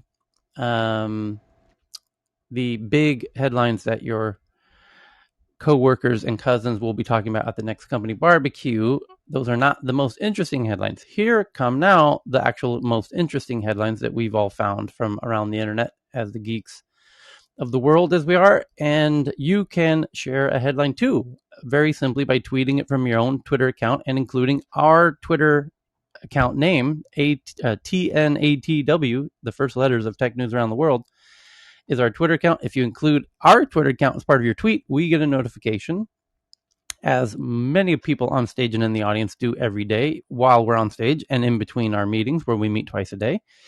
And here are some of those really interesting headlines that people are sharing in no particular order. Poppy sends this one in from the BBC, that Zoom announces hybrid return to workplace. Only 1% of Zoom's employees want to return to the office full time, which makes all the sense in the world. Zoom employees, most of all, have no real huge reason to go back to the office. They have Zoom, after all. They're probably using Zoom more than anybody. So that's called eating your own dog food. So that would make sense. I'm surprised Zoom isn't coming out with a headline saying we are, fully not going to have an office after all. We are the company enabling not returning to the office. So why would they feel the need to return to the office? They should just really embrace that whole hog and just, declare they don't even have an office to return to anymore. I'm kind of surprised they have an office to begin with. I mean, aren't a lot of companies going full remote? I mean, they're more than anyone leading that, remote work-life thing. They should just really be the full cheerleader and champion of that whole movement and just dissolve their HQ if they have one. They probably, sorry, Tyler, they probably have an office for servers and maybe back-end operations so that somebody can look after the equipment. Sure. But don't let the public know that. Just your PR stance should be offices are evil and full of disease, and our solution solves all of the world's problems, and no one should ever have an office ever again. That should be Zoom's PR perspective, Right position. on. Yeah. And by the way, and we will help your company become full remote too. Right. Why they're like, we're trying to get our team back to the office. What? You're the last company on the planet that should be saying this. Like, I don't understand. Go remote services. Yeah. Auxiliary services is we help you go remote. That could be an additional service. Yeah. This one also from Poppy from the BBC. The headline reads, Climate Change, Europe's 2020 heat reached troubling level. Temperatures in Europe in 2020 broke the previous high mark by a worrying margin, say scientists. And then this one also from Poppy from USA Today. Gig apps for a pandemic economy, part-time, no commitment, and they highlight an example called Stint, which is being used in the UK and US. And it's a really clever app. I believe it's stint.co or stint.co is the website, and essentially it allows any restaurant, for example, let's just use the restaurant example. If you're a restaurant owner, and restaurants are complaining all the time now that they're having trouble getting staff, waitresses, waiters, kitchen staff, all of it. And so Stint makes it very easy for restaurants and other businesses to put up a job opportunity for a few hours. I need somebody for 3 hours tomorrow for the lunchtime because I'm having a hard time getting full-time, Oh my God, waiters and waitresses. So I need somebody 3 hours tomorrow, and then here's how much I'm willing to pay. Or, I think the cool thing would be they turn it into an auction and let people bid. But I imagine Which locations? Anywhere, U.S. in. I'm not bragging, but I was such a good waiter. I made such good tips. I so wish that I could go work a couple hours here or there just without the commitment of a real job. Now I can do it. No, because some locations have the vaccine thing as well, right? You can't be working in a restaurant until you're vaccinated. Right. Yeah, and they would need to obviously state that up front. Is we require proof of vaccination, and there's what's the Open Table, which in America is the most popular app for booking a table at a restaurant or making a reservation, is themselves just partnered with Clear, which makes it possible to show your vaccination passport as part of reserving your table. Because the restaurant will say, we require proof of vaccination, and you're like, no problem. They have a way for you to digitally prove that as part of booking the table. This app Stint could do the same for the waitresses or waiters and kitchen staff and whatnot. So really interesting concept of turning every small business being able to leverage the gig economy, not just the popular apps like Uber and Lyft and Instacart and whatnot. So the next one is an interesting concept of a startup called, and Evan sent this one in from NPR, National Public Radio, a new unicorn startup that is turning houses into corporations called Pacaso. Not Picasso, like the artist, but Pacaso, Pacaso. And it says neighbors are fighting back because neighbors want their neighbors to own their houses and don't want the houses to be owned by corporations. It says on a sleepy cul-de-sac amid bucolic vineyards and grassy hills of California's Sonoma Valley, a $4 million house has become the epicenter of a summer-long spat between angry neighbors and a new venture capital-backed startup buying up homes around the nation. The company is called Pacaso. It says it's the fastest company in American history to achieve unicorn status of $1 billion valuation, but its quarrels in wine country, Sonoma, one of the first regions where it's begun operations, foreshadow business troubles ahead. Brad Day and his wife, Holly Kulak, were the first introduced to Pacaso in May after a romantic sunset dinner on their yard. And we just saw this drone coming up and over our backyard.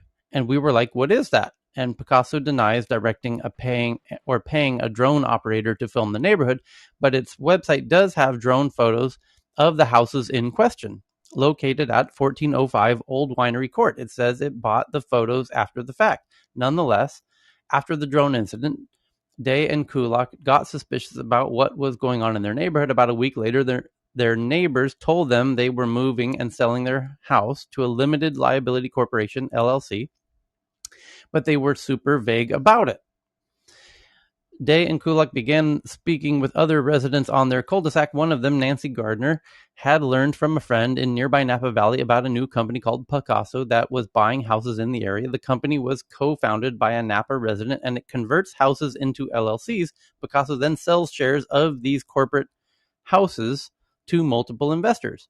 Gardner Googled Picasso, and sure enough, the house on their cul-de-sac was on the site. The company had named the house Chardonnay and was now selling investors the chance to buy 1/8 share of it for $606,000. Picasso is less than a year old and was founded in October 2020 by Austin Allison and Spencer Raskoff, two former executives at Zillow, which is one of America's most popular real estate apps. The company is based in San Francisco and is typical of tech startups in Silicon Valley area. Its founders tell a lofty story of their business that's about more than just making money. The company says the motivation for the venture began when Allison and his wife, both based in Napa, bought a second home in Lake Tahoe. The night after they closed on the house, Allison says in a promotional video, he and his wife sat around a fire thinking how appreciative we were to be second homeowners. And from that moment, I've always been inspired about making the dream of second home ownership possible to more people. To make a second home ownership possible for more people and, of course, make money, Picasso uses a fractional home ownership model. They buy a house, lightly furnish it, and then create the LLC for it. They then divvy up ownership of this corporatized house into 8 fractions and sell those shares on their website. If you buy a share in a house, you're able to stay in it 44 nights per year in increments that can't exceed 14 consecutive days per visit. You can also sounds like a timeshare, guys. Yeah, you can also gift these stays. Good Lord. Huh? I was going to say, good Lord, they've invented timeshares. You know, oh no. Again, and I was going to ask if Ken's up, how is this mechanically different from a REIT, a real estate investment trust? Is it because it's an LLC and you can you don't have to do pro rata share ownership, so you can because just it's on the internet house as that makes it well. different? If it's on the internet, it's magical. No, they're breaking up the house as well. I think they're fractionalizing the house as well as in particular areas of it. Unless that's the case, then it's just timeshare. There's nothing special there. You can gift. Can I have a sexy logo? Because I mean, I've seen a lot of timeshares without sexy logos. If it has a sexy logo and it makes it brandable and investable, I can IPO essentially in 3 years. Does it have a maintenance fee? Is the real tell. If it has a maintenance fee, then it's 1,000% a timeshare. Here is the difference. Picasso offers an app to handle the logistics of booking stays. So you can have a calendar and the other owners see this shared calendar in this very handy app. Whoa. We have a calendar. Boom. It's the future. Boom. All right. So I'm going to want to be hanging out in, a place when it's off season. Unicorn. In exchange for all of this, it charges 12% of the home's purchase price upfront and monthly fees going forward. If you buy a share in a house, you have to hold onto it for a year. After that, you can sell it and profit from any appreciation in the home's value or be on the hook for any depreciation. The neighbors got together to oppose Picasso. Here's where the fun starts. When Day and Kulak and their neighbors learned about Picasso's business model, they were appalled. They saw the venture capital-backed company as invading their community and converting their neighbor's house into a revolving carousel of vacationers. It's a cancer! Kill it with fire! They imagined endless parties, noise and cars overflowing their cul-de-sac. They worried those staying at Chardonnay would drive too fast and fail to heed local concerns about wildfires and droughts. But most of all, they feared the Picasso house, and more like it, would destroy their sense of community and turn their neighborhood into an adult Disneyland. The county, Day says, has designated their neighborhood as an exclusion zone, which bans Airbnb-style short-term rentals to preserve the residential character of their communities. But Picasso argues that its clients are not short-term renters. They are co-owners of an LLC. This also means they don't have to pay the typical taxes on short-term rentals. Likewise, in the nearby town of St. Helena, Picasso was trying to circumnavigate a city ban against timeshares with the same argument. Day says he and his neighbor saw Picasso's newfangled business model as nothing more than a glorified timeshare with a legal strategy aimed at skirting regulations that are designed to keep communities intact. Not just the regulations, the taxes. That's important. Yeah. Those VCs are looking and say, "Whoa, it's a real estate transaction that I don't have to pay taxes on. Sign me up today." Even more impressive, all the angel investors they can get on this with things. There are so many angel investors that have all their money in real estate and they don't know any other business model. But gosh darn, this has tech and real estate. It's unicorn. This is a racket. These guys are making 12%. It's a LLC, so it's all pass through entities. There's no corporate taxes on it. Oh my god! Is this the next WeWork? Can they basically scale for long enough to basically buy out some lobbyists that they can make it legal? That's the real question. It's like it's a shotgun timer. It's like before the competitors do the same. So the cul-de-sac of this couple, sprang into action. It formed an organization called Sonomans Together Opposing Picasso, which not coincidentally has the acronym STOP, S-T-O-P. It contracted the County Board of Supervisors. It created an anti-Picasso website and circulated an online petition. It flooded the local newspaper with op-eds and letters to the editor. It lobbied local real estate agents not to work with Picasso. It feels like we're waging a war by land, air, and sea, Day says. Protest signs festoon the neighborhood's lawns, fences, and cars. They say such things as Stop Picasso and Not Here Picasso. Day's favorite sign reads, "The Picasso house is the big one on the right with no soul." So much advertising. These guys I was about are to say, awesome. you guys are doing This is a hit piece. Viral Not marketing. A hit piece, this is a PR piece. Yes. The customers are still buying shares in Picasso homes despite protest signs. The signs, of course, make the prospect of buying a share of Picasso house awkward, to say the least. Alfred Miller, however, bought a share in Chardonnay before ever seeing it in person. Miller is a risk management consultant based in LA. He believes in Picasso's business model, and he likes wine and Sonoma's climate, and he researched Chardonnay online. He likes the modern architecture and pool, and he decided he'd buy 1/8 share in the house. It wasn't until a couple weeks after he made the purchase that he first drove up to Sonoma and witnessed the spectacle around his new investment. So imagine me as a new owner driving up, and I get to the corner of Old Winery Court. Miller says there's a full-on professionally printed sign that says "No Picasso." Miller then turned right onto Old Winery Court, and the more I drive into the neighborhood, the more signs I see. Brad Day and his 3 vehicles in front of his house, and each vehicle has an anti-Picasso sign on it. I pull into the driveway. There are 2 signs on each side of the property. I mean, it was not what I would call a very welcoming.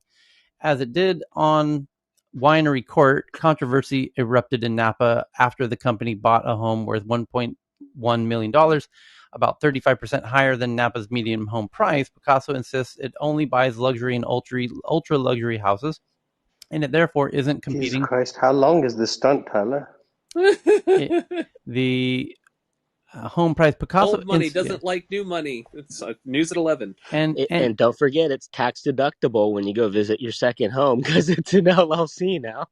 It's therefore isn't competing with local middle class families in the housing market, but this home, located 2 blocks from a high school, didn't quite fit its talking points. Some people in Napa were pissed. Picasso says the house was the victim of a trespassing and illegal signage. Picasso even claims it had to file a police report after a local wrote to the company and said, "I will burn down any home you buy in Napa. This is not a joke." Picasso's CEO, who lives in Napa, saw firsthand how angry Napans were, and the company responded. In June, Picasso agreed to sell the Napa home in a traditional manner to a whole home buyer rather than convert it into a corporation and sell it to multiple people. The company also pledged to beef up its owner code of conduct to include decibel limits on all home sound systems, create a local liaison dedicated to assisting neighbors, not buy any homes in the area for under $2 million, and for each house sold in Napa and Sonoma counties, donate $20,000 to a local nonprofit dedicated to affordable housing. But while it has been trying to placate local communities with business reforms, Picasso has waged a court battle with the town of St. Helena over whether its homes should be classified as timeshares. Picasso is dead set against that classification, of course. One reason might be that timeshares have a bad rap. While they're a popular way to go on vacations, their costs and associated fees tend to make them money losers rather than a profitable investment. And the last paragraph says, potentially even more damaging to Picasso's ambitions, however, timeshares are banned in many vacation communities around the nation. Hence, Picasso has a strong reason to insist its homes are not timeshares. Unlike timeshare model, the co-owners that Picasso serves collectively own real estate, not time, says Ellen Haberly, a director of community and government relations for Picasso. St. Helena disagrees, declaring Picasso homes are not allowed in the town because of city ordinances against timeshares. Simply, Picasso sued the town in federal court. The lawsuit still pending. Picasso says it plans to expand across North America and Europe. Given the company's $1 billion valuation, let's take it one step further. Whoa. Can All we have right, some Now AI we're into managing it. it? I knew a guy who owned a hotel that could rent by the hour, and that kind of seems kind of like this, but it didn't go so well for that But guy. can you own it by the hour? Well, that's the question. That's where it gets exciting. I'll And be then what seeing you happens if essentially offline the before value I'm back up changes? there. But the value changes while you're in the middle of it. Whoops, you're underpaid with things. Yes, you're going to have to be kicked out. Wait, I was here for the next. Illegal in some places. So the communities who don't want this will get together and make it illegal eventually. They'll It's probably mostly just huddle rich and people say, being snooty and not wanting to keep other people out with stuff. But they do correctly understand that once these things are successful, they scale and they are everywhere. I Yeah, think they'll to probably, back this out a little bit. So if it was it's going to be an interesting one. Is to you've got competing legal regimes there. You've got property law versus corporate law. So corporate law, if it's an LLC and you all own partnerships in it, you can define what you get use rights to, what you all own, and what property law would define that as is a joint tenancy, right? So this will be fascinating, I think. And honestly, that's one of the more snooty property areas. So that's why they're enforcing this. So it'll be interesting to see how this plays out. I think it's going to be handled in the zoning because single family homes are probably going to come up with a technical definition for what a single family means. But if you Bingo. do that now, Chris, retroactively, then you're taking away someone's property right. A So, very large percentage of population in USA will not ever own property ever. Like, and that's something going back maybe to our historical roots or whatever. But that this is one of the things generationally where you might actually see a huge shift essentially on opinion on this for whether or not it's kosher or not. Just because essentially the people speaking essentially whether they own property or not. That's but going to be Chris, think something of you're the going to see. downstream efforts, right? So the downstream where this goes, this is an LLC. So you're going to look at companies and corporations and different structures, corporate structures owning property, which they all do, and they're going to have to start defining what rights they have. And so whatever happens here, to Chris's point, the other Chris, could play out in zoning, but if you do that retroactively, you're taking away property rights, which again falls under different regimes. I mean, this is going to be an interesting, bigger scheme. And then again, I mean, look at like Airbnb and everybody else trying to define their uses and what they really But are. municipalities have primacy over property and other rights, right? Like I can't set up, I know this from personal experience, I couldn't set up a CNC factory in my garage. But not retroactively, right? So they've zoned it. So, but if you were to say they're retroactively going Yeah, to zone, got it. it would be more interesting. Yeah. Okay. Yeah, No, so going I forward, had it'll a be comment interesting. here, Tyler, if The you don't mind. Go ahead. Yeah, so I'm wondering. Obviously, this is a very U.S. centric model, but I'm wondering from the others whether they've seen this in Dubai or Thailand, in other different legal jurisdictions around, obviously holiday home. Because I also, and some of you may have had this. I've also been pinged a lot. I'm not going to go through with it, but I've seen these like Saint Kitts and Nevis countries sending me like own a timeshare and get a passport, and then you can travel because I come from a shithole country, but as defined by Trump, being Tanzania. But I'm just curious if this has worked anywhere else as far as trying to combine different aspects of why you'd want to invest in a foreign jurisdiction, own a piece of like a hotel or a resort or a timeshare in a property development, and then get a passport Yeah, or something. I'm sure it's we have EB5 rules in the US about this, right? Where you can, if you invest, I think it's like 500,000 to $1 million, you can become get on the fast track for US citizenship. So I do wonder how that plays into this too on the real estate question. You could at least be a member of the local country club. I also have actually a good friend who is based in Dubai, who's a Canadian but moved to Dubai like 15 years ago, and has actually a very good business getting passport to people by investing and other things. So he himself has like 6 passports. So officially, I mean, like officially a good business where he can facilitate investment for from Arab countries, Middle East, and get them passports like as a legitimate business. Absolutely, Messi. Connect me with him. I'll get him Moldovan passports. No worries. All right. Mhm. Okay. Thanks. So the next headline is Europe's quick commerce startups doing all of the 10-minute deliveries and whatnot have lessons to learn from China, according to TechCrunch. More than 10 companies currently compete across Europe with an instant grocery delivery business model. Half of them were established in 2020. And these companies have raised more than $2 billion to date. Existing and well-funded online food delivery service players like Delivery Hero are also joining the race by launching dedicated food offerings. However, if lessons from the world's largest online grocery market, China, of $400 billion, matter, then it's clear that instant delivery is not the magic bullet to crack the dominance of Europe's incumbent supermarket chains in the overall $2 trillion market. Instead, China quick commerce equivalents like Dingdong, Maikai, Misfresh, and Meituan compete alongside a wealth of other online grocery models like Pinduoduo, JD, and Alibaba, which have helped bring a total market penetration to 20% and beyond. Quick commerce suffers from narrow profit margins compared to competing models and is addressing lower consumer demand in China than anyone in the West is expecting it to achieve in Europe or in the US. If the performance of online grocery platforms in China, a market 5 to 7 years ahead of Europe in terms of online retail, is anything to go by, a range of B2C business models would be more likely to displace the traditional grocery retailers. The idea of ordering groceries online and having them delivered to customers in less than an hour is nothing new. Back in the heyday of the dot-com bubble, a company attempted to do just that called Cosmo, founded in 1998. Who cares? In 99, it had revenues. Who cares? Some 15 years later, another company had a go. GoPuff was established in Philadelphia in 2013 and originally targeted students, but started out as a hookah delivery service, soon expanded into a much broader convenience store offering and delivering to customers in approximately 30 minutes. GoPuff was most recently valued at $15 billion after raising $3.4 billion.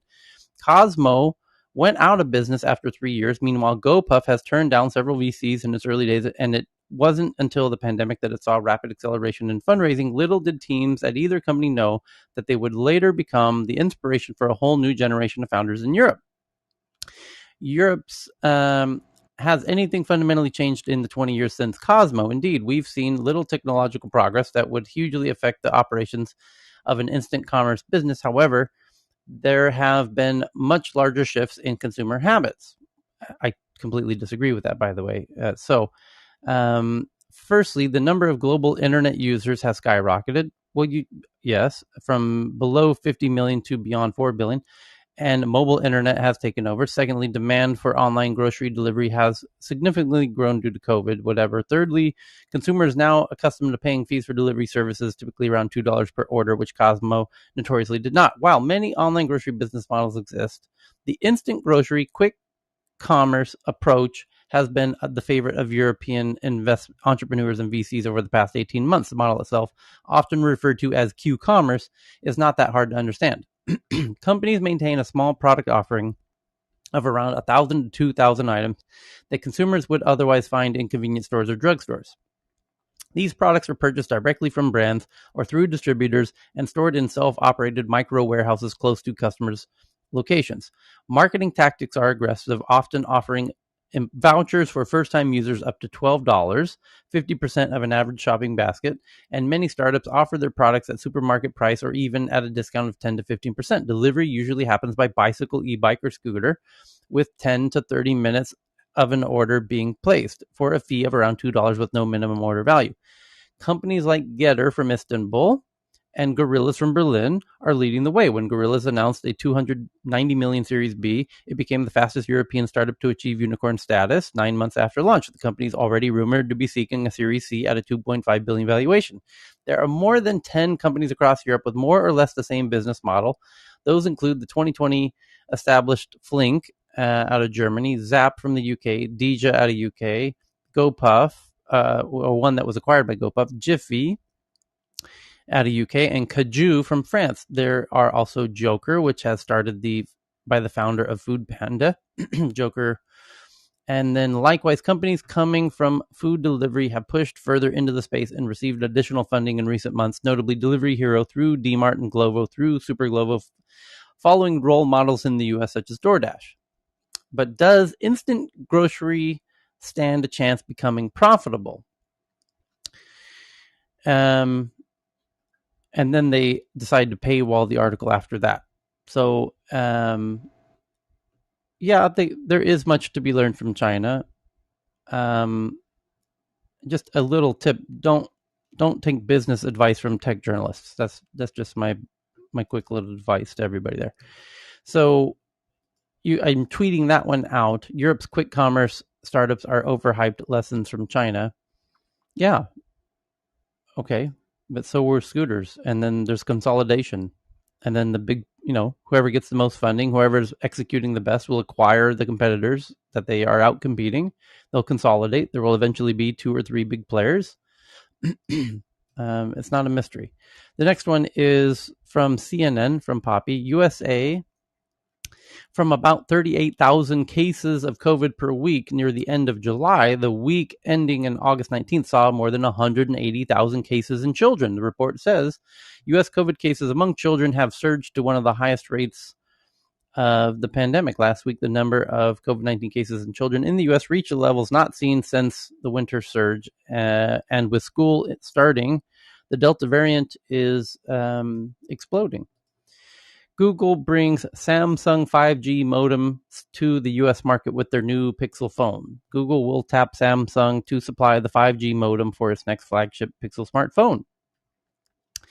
And Avon teams with a VR company to launch augmented reality virtual makeup. The beauty industry has increasingly relied on the powers of augmented reality to drive sales in recent years, and now the virtual everything trend, and I guess you could try on makeup in AR and see how it looks before you buy it. That could be very interesting. Also, when we go into the metaverse, we're not going to need makeup sales generally are going to be hurt by a transition into AR and VR and whatnot. And what happens if the Zoom filters and the video calling filters and the work from home filters allow you to beautify yourself like an Instagram filter? Then you don't really need to spend as much time using makeup if there's amazing filters to enhance your beauty on video calls. So the makeup industry is basically fucked. But you can now try on makeup through AR. That's kind of interesting. You go to an e-commerce site and you can try it on like you would in a store, perhaps even more than you can in a store, because you could do your whole face rather instantly and change all the colors kind of instantly. It's kind of a very cool concept of makeup in AR e-commerce. So the next one's from the New York Times. The U.S. warns of threat at airport in Kabul and tells citizens to leave immediately. The U.S. government has long warned of potential security threats, but the latest warning cited specific gates. It's because the airport's just getting way out of hand, crowded, crazy. So much so that they warned yesterday that this could become a huge actual problem, that the people could overtake the airport because they're outnumbered by thousands to one. And so they're forcing people to leave because they're way outnumbered. And when you have, thousands of people surrounding the airport and you'll have a handful of people there to protect it with guns, well, thousands of people can overtake a few people with guns. So they're now telling people they got to leave. So, Vinay, you just sent in one about Huawei.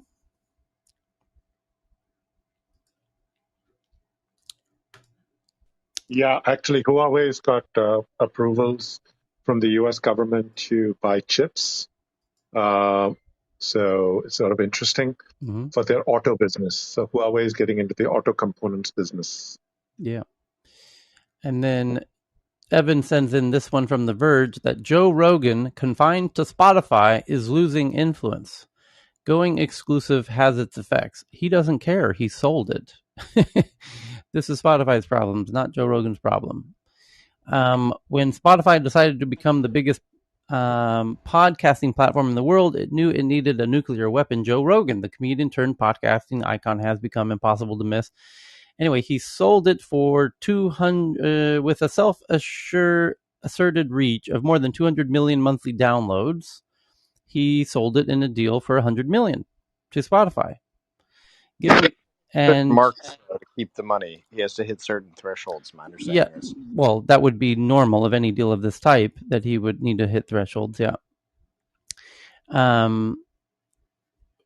However, the new data investigation by The Verge finds that the powerful podcaster's influence has waned since he went behind Spotify's wall.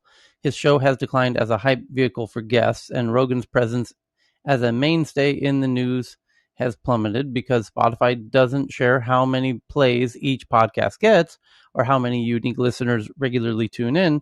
We looked instead at a secondary metric, how much of a promotional boost Rogan gives his guests. To do this, are you stupid, Verge? Come on. To do this, we pulled data from the analytics tool Social Blade to track the Twitter following of every guest who went on Rogan's podcast between December of 2019 and July of 2021. Guests generally see a surge of new followers after appearing on the show, with some gaining as many as 18,000 new followers in the week following their chat. And the effect has grown over time as the Joe Rogan Experience gained popularity. While we can't attribute every new follower to Rogan, guests might have been on media tour to promote a new book, for instance. The bump after a Rogan appearance is rather consistent. We found that prior to going exclusive, Rogan's guests would expect to gain about 4,000 Twitter followers in the week after the episode premiered. After he went exclusive, that number declined to around 2,000, suggesting a drop in listeners. To isolate the effect, we focus on people who had under 500,000 followers when going on Rogan's show, since the bigger names, someone like Dave Chappelle or Elon Musk, were likely to bring more attention to Rogan than vice versa. This is just an inherently flawed attempt at science, because when Rogan joined Spotify, he simultaneously moved from LA to Austin, Texas. So the quality of his guests dropped dramatically, because you can get a lot better guests, speakers in LA than you can in Austin, Texas. And now you understand why the number of followers of those much lower caliber guests makes all the sense in the world. You have much lower quality guests because he's now in Austin.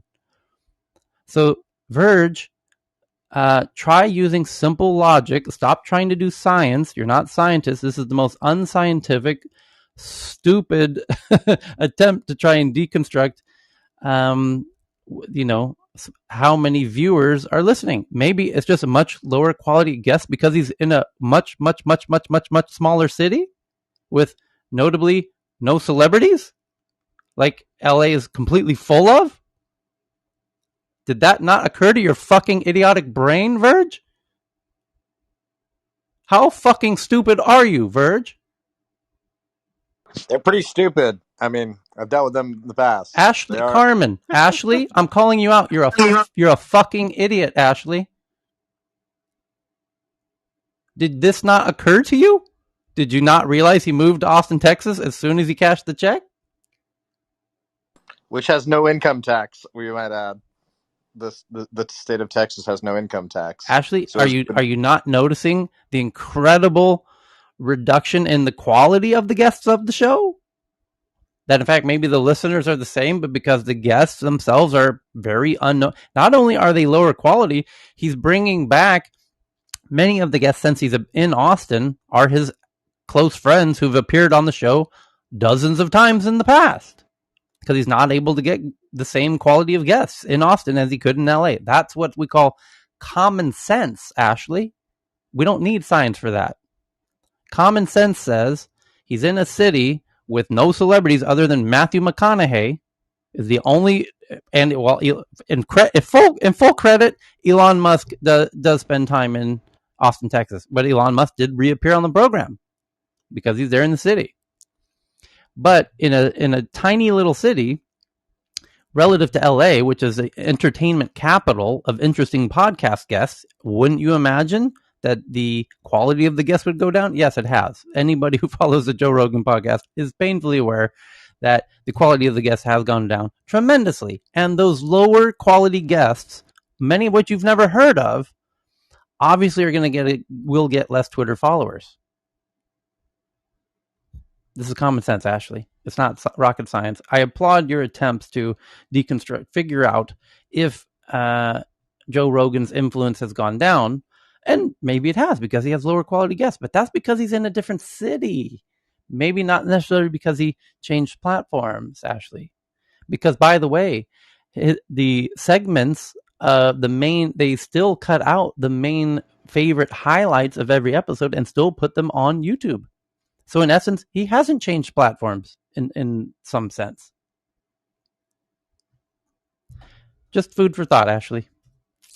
So the next one is from David Craze from LA Mag, that how the eye-catching IT house design became the IT house in the high desert. Architect Linda Tillman's prefab home has created a community of creatives looking for solitude in the Mojave Desert outside of Los Angeles. And they are really stunningly beautiful prefab homes. Long story short. And you can see them from the tweet I just twatted on Twitter. And indeed, a lot of people are moving out to Joshua Tree in these very cool, very beautifully designed prefab homes called the IT House, with 7 IT houses now in varying stages of construction, blah, blah, blah, blah, blah. Yeah, people like them. So you can read all about them in that story from LA Mag. Thank you, David, for that one. Then Evan sends in this one from San Diego Union Tribune, San Diego's main newspaper, that a new unicorn in San Diego, an AI startup, corrals $210 million of funding for a drone technology used by military. Latest funding round gives Shield AI, co-founded by a former Navy SEAL who served in Afghanistan, a valuation over $1 billion. And Dr. Donish sends in this one from Science Mag about a new delivery system for mRNAs called SEND can be used to package and deliver specific mRNAs into target cells in the body with minimum immune response, using a family of mammalian proteins adopted from ancient retroviral legacy genes. Researchers in science have developed a novel system called SEND for programmable intercellular mRNA delivery. And they're planning to have the mRNA HIV vaccine coming out soon. And there will soon be mRNA vaccines for every disease you have ever heard of, and many you've never heard of. And Ken sends in this one from Washington Post, that YouTube's magic dust, how America's second largest social platform ducks controversies. From its Trump ban to its Taliban response to Russian election interference, YouTube has left Facebook and Twitter to face the loudest backlashes. Yes, because your profile is very minimal on YouTube, for one thing. So, yeah, it's an interesting point from the Washington Post.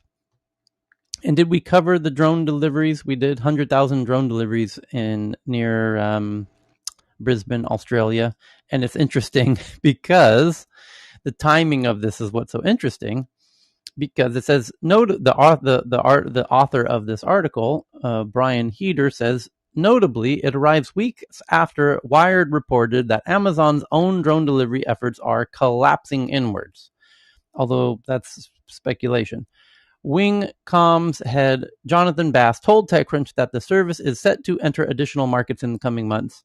I think we'll expand a bit, Bass told TechCrunch. I think we'll launch new services in Australia, Finland, and the US in the next 6 months. They already have. Is this an old story? August 25th. They're already launching in outside of in Finland. I've already announced that here weeks ago. And the capabilities of the technology are probably ahead of regulatory permissions right now. Of the existing deliveries, more than half were completed in Logan over the course of the last 8 months. In the first week of August, for instance, they found customers placed orders for 4,500 deliveries. This is a small town, by the way, of Logan has a population of 300,000. And they're working with 100,000 customers deliveries over the weekend. Numbers include 10,000 cups of coffee, 1,700 children's snack packs, 1,200 hot chooks, roasted chicken, and 2,700 sushi rolls, 1,000 loaves of bread, yada, yada. And you can see this wing device drone. The drones cruise around 100 to 150 feet in the air and lower down to about 23 feet. When they reach their destination from there, a tether lowers the package down to the ground and unhooks it. No one is required to receive the package. If you combine the test flights with deliveries, it's a close 500,000 flights over the past 4 or 5 years. We've gradually moved into dense environments and listened to communities. The last bit includes community feedback to reduce the drone noise levels. Weird. I watched this documentary 6 months ago that says everything this article says. And you probably can too if you Google for wing drone delivery Australia, and you can watch the videos of these customers ordering coffee inside their house, and 3 minutes later it arrives in their backyard from a drone. Really cool stuff. So the next one is Apple Watch Series 7 will lose its curves and get flatter. And you can see the design now on the tweet I just twatted on Twitter at TNATW, and it looks way better than the normal Apple Watch. I think you would agree. Apple Watch will lose its curves and get a flat face design. And the Apple, it looks larger as well. And obviously much easier to swipe without the beveled edges. And it could introduce a new look for Apple smartwatch according to the renders that allegedly tell us how the next watch will look. I actually really like the new flat screen look. The next one is from Reuters, from Poppy, that Afghan all-girl robotic team members journalists land in Mexico. 5 members of the all-girl Afghan robotics team and more than 100 media workers have arrived in Mexico, fleeing an uncertain future at home. So that's an update on the young ladies of the Afghan all-girl robotics team now have a new home in Mexico, apparently. And then Evan sends in this one from CB Insights, the geographic breakdown of the top unicorn investors and where in the world they are placing their bets. But to see it, I can read them to you. They have the top 10 unicorn investors globally. I think you can figure out numbers 1 and 2. Are we looking at Europe as a country again? Well, they're looking at where they are investing, and no, they don't break out Europe. So, for example, number 1 is Tiger Global, headquartered in the U.S. Of the 10, 1, 2, 3, 4, 5, 6, 7 are from the U.S., 2 from China, 1 from Hong Kong, and 1 from Japan. And all of this is very obvious to people who follow this space. But Tiger does 66% of its investments in the US, 7% in China, 26% elsewhere, mostly Europe. SoftBank out of Japan is number 2. They do 43% of their investments in the US, 10% in China, 47% elsewhere. As an example, number 3 is K2, which is the Facebook fund. Number 4, Tencent. Number 5, Sequoia. Then Excel. Then Sequoia out of US, and then Andreessen Horowitz, and then DST out of Hong Kong, Insight, and Fidelity. No surprises there for people who follow the space. But now you can see the data of how much they're investing in the US versus China versus elsewhere. Thank you for that one, Evan. And then someone named Big Zoe sends in this one from the Independent UK. Capitol rioter blames internet addiction for breaching rules to watch videos. Capitol rioter blames internet addiction for breaching rules to watch My Pillow Guy videos. Oh, I see. The gentleman's name is Jensen, has been compared to a drug addict by his lawyer for violating conditions of his release. So he stormed the Capitol with a Q, Trust the Plan Q shirt on. Surprisingly, not in a MAGA hat. He's wearing a beanie. There's clear photos of him inside the Capitol, and so he has conditions for his release, which obviously include not watching content that might inspire him to storm the Capitol again.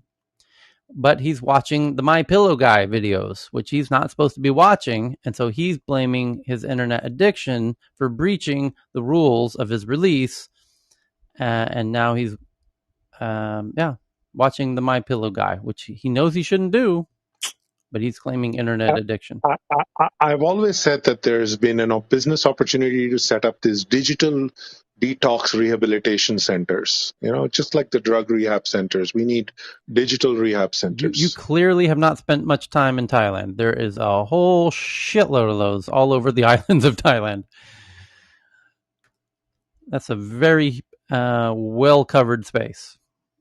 National Trust in the UK to give staff siestas in the summer. Staff and volunteers in the south of England will get a Mediterranean hours siesta because of climate change. So you can take a nap after lunch. And Dr. Fran sends in this one that The Mandalorian uses voice cloning software for Luke Skywalker's voice. Remember Luke Skywalker's appearance in The Mandalorian? Instead of using Mark Hamill's voice to record, they used voice cloning software. And the question is, did they pay Mark Hamill, if they're voice cloning Mark Hamill as the actor, to use his voice? Interesting question. Next one from Katarina via Science Daily. Evading the uncertainty principle in quantum physics, new technique gets around the 100-year-old rule of quantum physics for the first time. The Heisenberg uncertainty principle dictates that the position and speed of an object cannot be known, and but apparently they've worked around it. In quantum, the Heisenberg uncertainty principle dictates that the position and speed of an object cannot both be known fully precisely at the same time. Researchers now show that two vibrating drum heads, the size of a human hair, can be prepared in a quantum state which evades the uncertainty principle. From Aalto University. Schrodinger's cat. Yeah, in Aalto University in Finland is a really cool university outside of Finland, outside of Helsinki. It's the tech university of Helsinki, located just outside of Helsinki. And there we go for that one. The next one's from Dr. Fran, that how to attend Burning Man 2021 in virtual reality, which should be coming up next week. But this year, Burning Man is taking place in virtual reality. Well, it did last year as well, by the way. Thanks to AltSpace VR. Here's everything you need to know about attending VR Burning Man. So just tweeted that one out. And Abjit sends in this one. The headline reads, "The secret bias hidden in mortgage approval algorithms. Even accounting for factors lenders said would explain disparities, people of color are denied mortgages at significantly higher rates than white people." And then Mahogany sends in this one from New Scientist, that MRIs, magnetic resonant images, which is like an X-ray for your brain. You don't want to do X-rays on your brain. You want to do MRIs. MRIs has been used to reveal epigenetic changes in brain for the first time. Like what? For a new form of magnetic resonance imaging can detect chemical labels added to DNA to control gene activity. A new form of the technique, which requires eating a special diet, can image chemicals labels added to DNA. Epigenetic MRI, or eMRI as the team calls it, has only been tested on piglets so far, but should work in people too. We expect eMRI to readily translate to humans and thus enable many new investigations into epigenetic basis of brain function, behavior, and disease. That's really cool, by the way.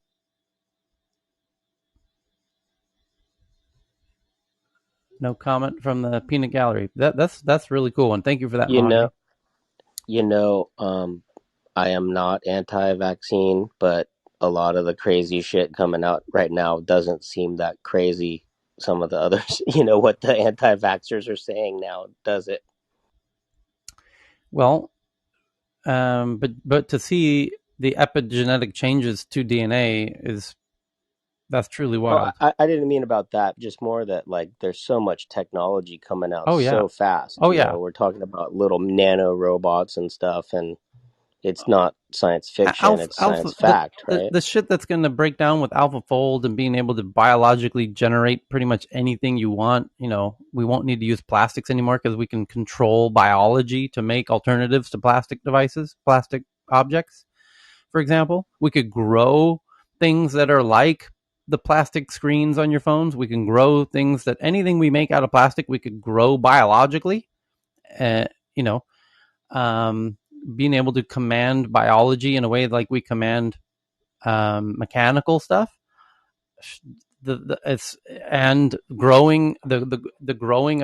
It's wild. The shit that is coming down the pipe makes It's the Renaissance. We're yes, living it in is. the new Yeah, Renaissance. It's absolutely. amazing. It's even crazier than it's a modern tech renaissance. It's truly mind blowing. The next one from Mahogany from Mashable: how to find stalkerware on your smartphone. The contents of your smartphone may not be as private as you think. Here's how to check. So just sent that one out to the Tech News Twitter account. WeWork expands hour at a time office bookings. So now you can be a office worker on an hourly basis. The rise of third workplaces. WeWork's on demand is expanding to the UK, Ireland, Singapore, and Australia, and now you can book an hour or 2 or 3 at a WeWork. Clever idea.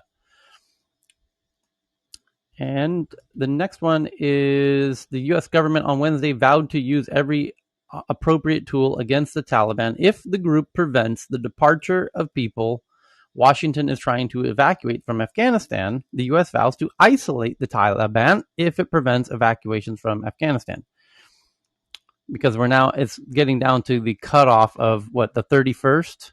There's the Taliban saying you have to get everyone out by the 31st or else.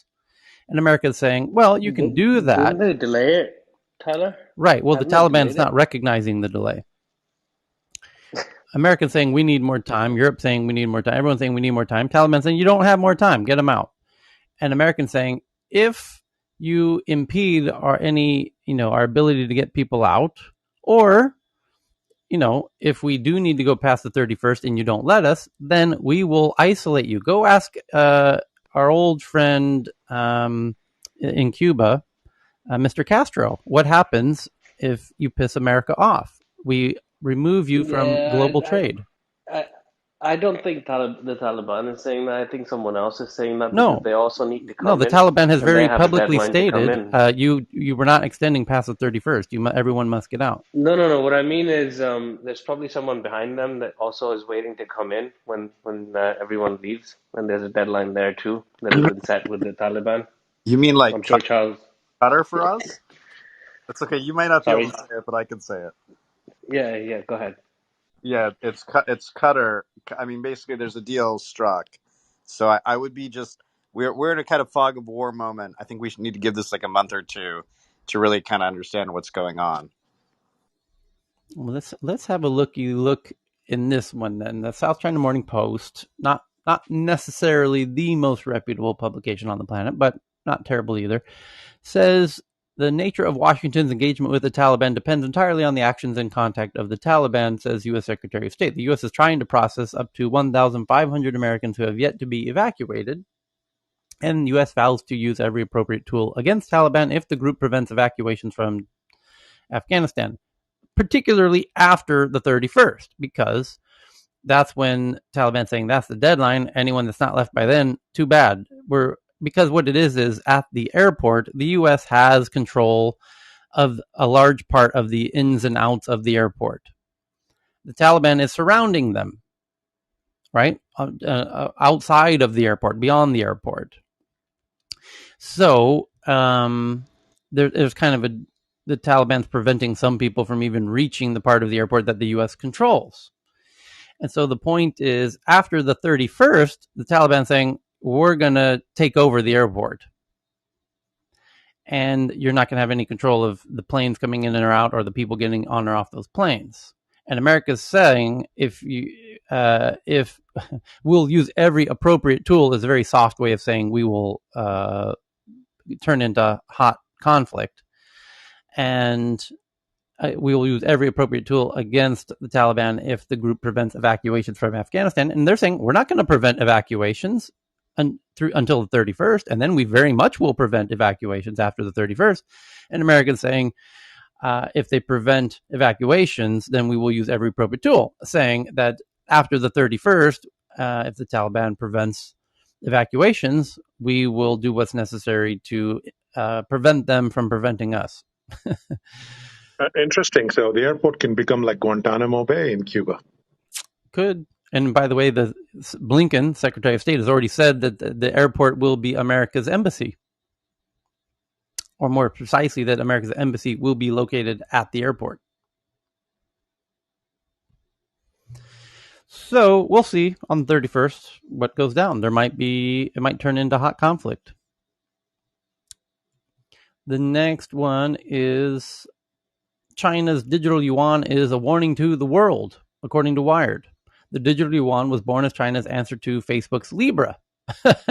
No, not at all. It's an answer to controlling their economy and the currency and the people and everything else.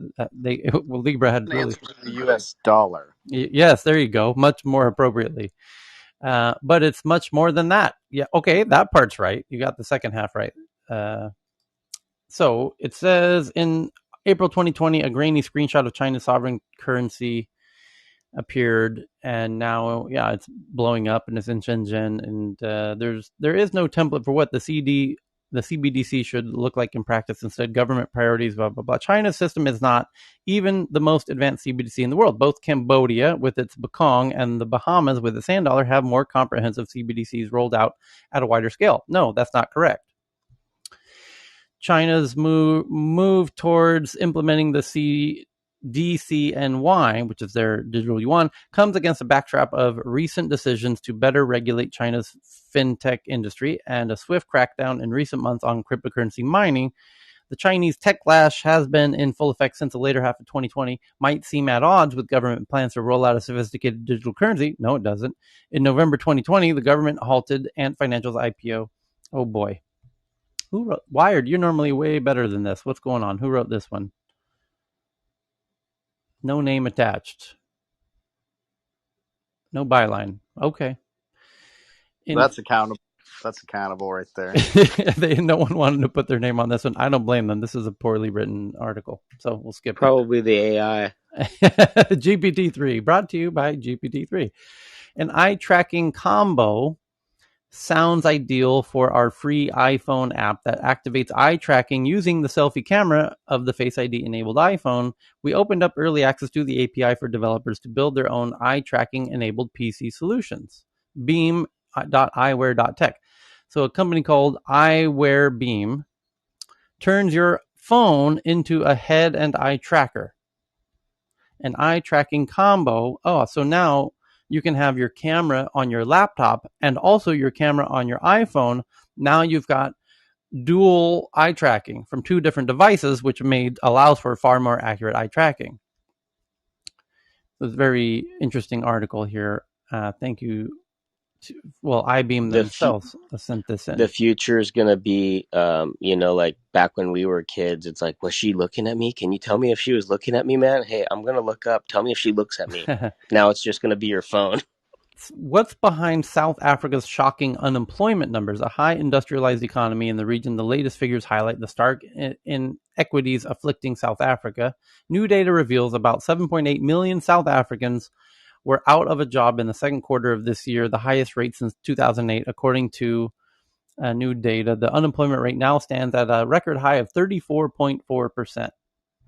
Is Simon in the audience? If you are, please raise your hand, Simon, so we can figure out what's really going on in South Africa.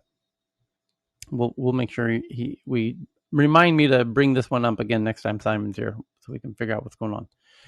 The next one is from Poppy via Quartz. Swift action on climate change can help India gain $11 trillion by 2070. India could gain $11 trillion in economic value in the next 50 years by limiting the rising global temperatures and realizing its potential for export decarbonization. UK staff who work from home could retire later and deliver 5% GDP boost. UK staff who work from home, early exit of over 50-year-olds from British workforce could swipe $88 billion from companies' economy. But now these older folks can work from home. Now that we're going to a work from home world, people can retire later. Makes sense. Tyler? Yes. That's a really super thing to hear. And I wonder if Susie's around. Yeah. Oh, great. Scandinavia. Yes. Susie, are you here? Is she in the audience? Is she? Great call out. Yes. Perfect. I know Sarah's. Yeah, she is. She's all the way at the bottom. Susie, please raise your hand. We would, because this is such an amazing thing to hear, because then that means like really the silver economy would be potentially booming when it comes to working from home. Yeah. For those which who actually can also help the loneliness as well, because they're not seen per se visually, right, but they could still be vital in their brain to function and talk over a phone or over Skype, whatever. So Susie and I first crossed paths here in Clubhouse in the Nordic Tech lunchroom, and I believe that's where she now does a weekly series. Susie, you've done 3 or 4 of these talks about the silver economy. Susie's from Denmark, as I recall, and as you will soon hear in her accent. But she has a really impressive wealth of information, and it's a really far more interesting than you would assume. Correct, Ame? You would agree? It's this silver economy is far bigger than anyone would imagine, as she will clearly explain. And the opportunities around it is something everyone should be aware of. I love listening to Susie talk about this. It's really, so do I. Yeah. So Susie, please, the mic is yours. Tell us about the silver economy. Start at the beginning.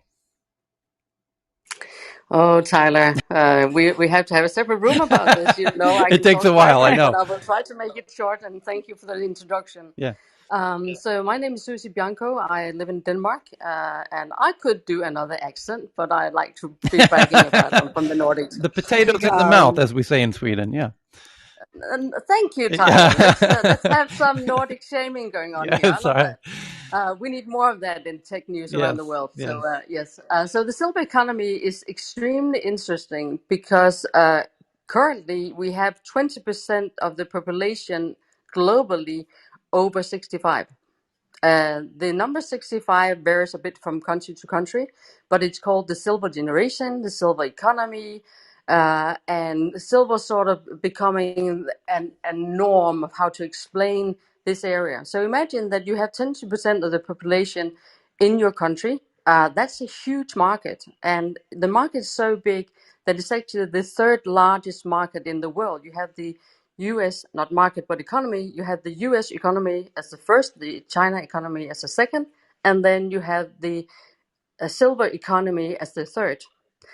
So this means that every money stream that goes through the hands or the bodies of the aging population, that is a huge market opportunity for tech companies, especially because we see with this huge amount of elderly and less people to take care of them, a huge crisis globally in the US and in Europe with the staff. We need technology to step in and be at the early stages from 65 to 80, where people are relatively healthy, where you can actually impact your own health and well-being and prevent yourself from getting ill and needing hospitals and care homes. So this is like a growing market, and that's why we have the Apple Watch and a lot of the other technologies coming into that area, making monitoring, prevention and predicting, and actually using the supercomputers that we hold in our hands right now to make diagnostics and suggestions and early warnings. So this is a wonderful opportunity. It also goes into housing, because people want to live in their own home for as long as possible, which means that real estate have to develop housing that is fit for this aging population. Communities where they can help each other to not be lonely. Loneliness and mental health for this age group are particularly interesting, and a lot of innovation is happening in that space right now. So that was just a quick dive into the area, and you can book me for another 3 hours. Okay. But, thank you. Yeah, but follow Susie because she speaks on this topic in other rooms here in Clubhouse at length. And that's a perfect, quick appetizer. But trust me, it gets even more interesting from there. So, sorry, what did I miss? What's a quick topic? The silver economy. Okay. It's the third largest economy in the world. It's people over. Do you define it as 60 years old, Susie? Is that how it's defined? In 60, 65, depending on which country you're talking about. And you also call it longevity, aging population, and a lot of other words for it, yes. Mm-hmm. Okay, so a couple of more articles, shall we? FinTech hits high seas with a Philippines e-money app for sailors called Marco Pay, like Marco Polo, I guess, is the kind of clever pun there. Grants sailors freedom to spend their money in ways not afforded by cash, where they can. Japanese-backed Marco Pay aims to link crews to loans and insurance in an $8 billion market, where sailors carrying cargo need insurances and sometimes need loans. And this is a really interesting niche finance product for a particular industry. And that's the future. Is you're going to start to see these neobanks become ever more niche. You're going to have banks for creatives, bank for people of different minority groups. I'm surprised there isn't a massive fintech for kind of Sharia banking, and there will be banking of all different types. The LGBTQ will have their own neobank. There will be it's going to get in the silver economy banking, because different demographics have different banking wants and needs that can be met very specifically by very specific apps with different products and services for those demographics and audiences. So, and this is a great example. Banking for cargo ships. It's quite interesting. So, and that one was from BB. BB also just sent in this one from Nikkei Japan, that Chairman or Prime Minister Xi's leftward shift to a socialist China is for real. Purge of ally and power base sends shudders across the country as Xi continues to consolidate his power and amplify his influence in China, according to Nikkei Japan. And then Poppy sends in this one that Saudi Arabia launches a $1.2 billion in tech initiatives. The kingdom aims to improve digital skills of 100,000 Saudi youngsters by 2030, which indeed they should. And the next one is Delta Airlines is raising health insurance premiums for unvaccinated employees by $200 a month. And cyber threats top agenda at White House meeting with big tech executives, including the CEOs of Microsoft, Google, and Amazon, where they Microsoft committed $20 billion over the next 5 years to improve cybersecurity, and $150 million to help local, state, and federal government networks to improve cybersecurity. And then a viral story that's going all over the internet. This is not in any means a tech story. It's only tech in that it's incredibly viral on the internet. That the baby on Nevermind cover, the baby floating in the pool of the cover of Nirvana's seminal work, Nevermind, the baby's now suing Nirvana over child sexual exploitation. Spencer Eldon, who appeared at 4 months old on the iconic cover, claims the image is child pornography, which has become a meme and many funny responses. My favorite so far is a lady saying, if this case goes through, she's going to sue Natalie Imbruglia for making her pull out her eyebrows at a young age, because Natalie Imbriglia's cover, she has her eyebrows are penciled in or whatever, and she obviously followed and did the same, and she wants to sue Natalie Imbruglia for inspiring her to pluck her eyebrows at such a young age. Question is on this whole thing, Tyler. Did the kid's parents get paid? Did the kid receive payment over 18? What was the deal struck there with the kid? We assume so, because they're not suing for that. If they weren't paid, and they whoever, okay, it was a major label. It was I believe it might set some people off, but I'm laughing at this. Yeah, everyone's laughing at it. Right. It's patently stupid on the face of it. Yeah, this kid is just exposing his idiocracy to the whole world, embarrassing his future generations. He's 30 now, if he has any. Yeah. Okay. He's desperate for money. I mean, that's just is what it is. And why do we allow this? Why do we allow children to be used in this way? I mean, it's just something to think about. Interesting point, Charles. But that was how many years ago was this? This was. I mean, this is like 30 some odd years ago. Yeah. Yeah. At a certain point, like statute of limitations comes into play. One would imagine. So we have now. Fukushima nuclear plant water to be released via undersea tunnel. Japanese officials have said the ocean release is the most realistic option for disposing the radioactive water. So note to self, don't eat Japanese fish anytime soon. Or maybe even Pacific fish. Maybe just get Subway from now on. I read this. Isn't there an international regulatory body or something like that prevents this? How are they being allowed to do this? It's their water. And someone... Okay. But water is... It's my bay, it's my way. Same with the air. Is there any regulation against putting pollution in the air? No, but Tyler, look at this. I'm taking radioactive water. I'm just telling. I'm not saying that the rules are good. I'm just telling you what the rules are. Right, but someone has to raise hell around this. Yeah, people are. A lot of people are trying to raise hell about it because this could... By the way, there are a lot of people who already refuse to eat any fish out of the Pacific because of Fukushima previously, but now that they're planning to release contaminated water... What about your favorite sushi restaurant? What happened there? How close is it to Fukushima? No, the question is where the fish came from. Because there you go. Yeah. Okay, to be honest, are we talking about the Fukushima radiation water now? Yes. Okay, they actually have processed it, and the amount of radiative material inside is actually very, very low, especially when it's going to be thrown into the ocean. It's going to be very, very diluted. I don't think there will be a lot of there won't be much impact. But the reason why they're opposing it is because of the marketing, because a lot of people will have the impression that things from Fukushima or the area will be toxic. So it's more the branding that the fishermen and the people around there are kind of like opposing it. But if it comes to Japan, right, you will have to go ahead and do it anyway. Because I think Sweden has a problem now, right? With regards to storage of those nuclear waste. Correct. Sweden. Well, that's on land, but yeah. Sweden is concerned about nuclear waste storage, but Sweden's always concerned about issues like that.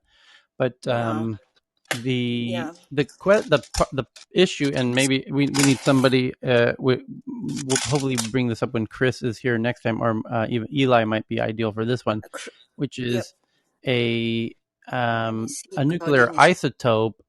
As small as it is, if any of those are released, they have an incredibly long half-life, and if a fish if it gets into a fish and then somebody eats that fish, it only takes one nuclear isotope, as our friend Navalny, as many Russian Putin, as people who oppose Putin know, you only need one isotope to kind of end your life very prematurely. So we have to assume some of those isotopes are getting into the water and getting into fish. Yeah, but that's roughly like 2 to 3 orders of magnitude more nuclear, material. Just to put it in perspective, like there's like an ideal level of this, which is not zero, right? Because it doesn't necessarily kill you. Yeah, but I think what is I read an article before that they have actually treated it in such a way whereby whatever that's left inside are actually natural occurring materials that's way below the level that is going to be harmful for us. Mm-hmm. So I have to look for the article, but there's also a documentary that was filmed regarding this. It is really not. Well, the things that's going to be let go into the ocean is actually not that concerning in the sense that it's not going to hurt the body. It's more about the marketing and the branding of the produce that's from this area that many people are against. But anyhow, okay. Yeah. How does Sweden solve the problem eventually? Sweden has more land than most countries on the planet, and there's nothing on it. So so how do they dispose usually the nuclear waste? On land.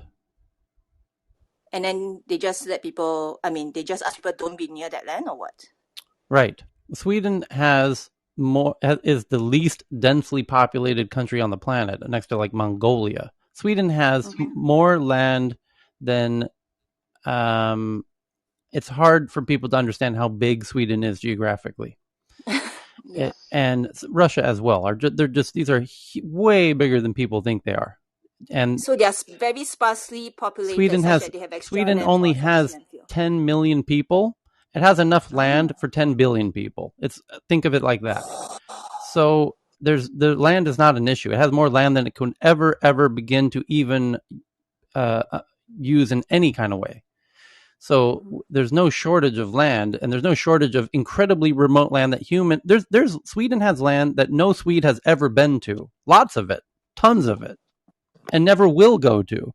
So what you're starting to realize here, Cheryl, is from an American perspective, Sweden has no problem with nuclear waste.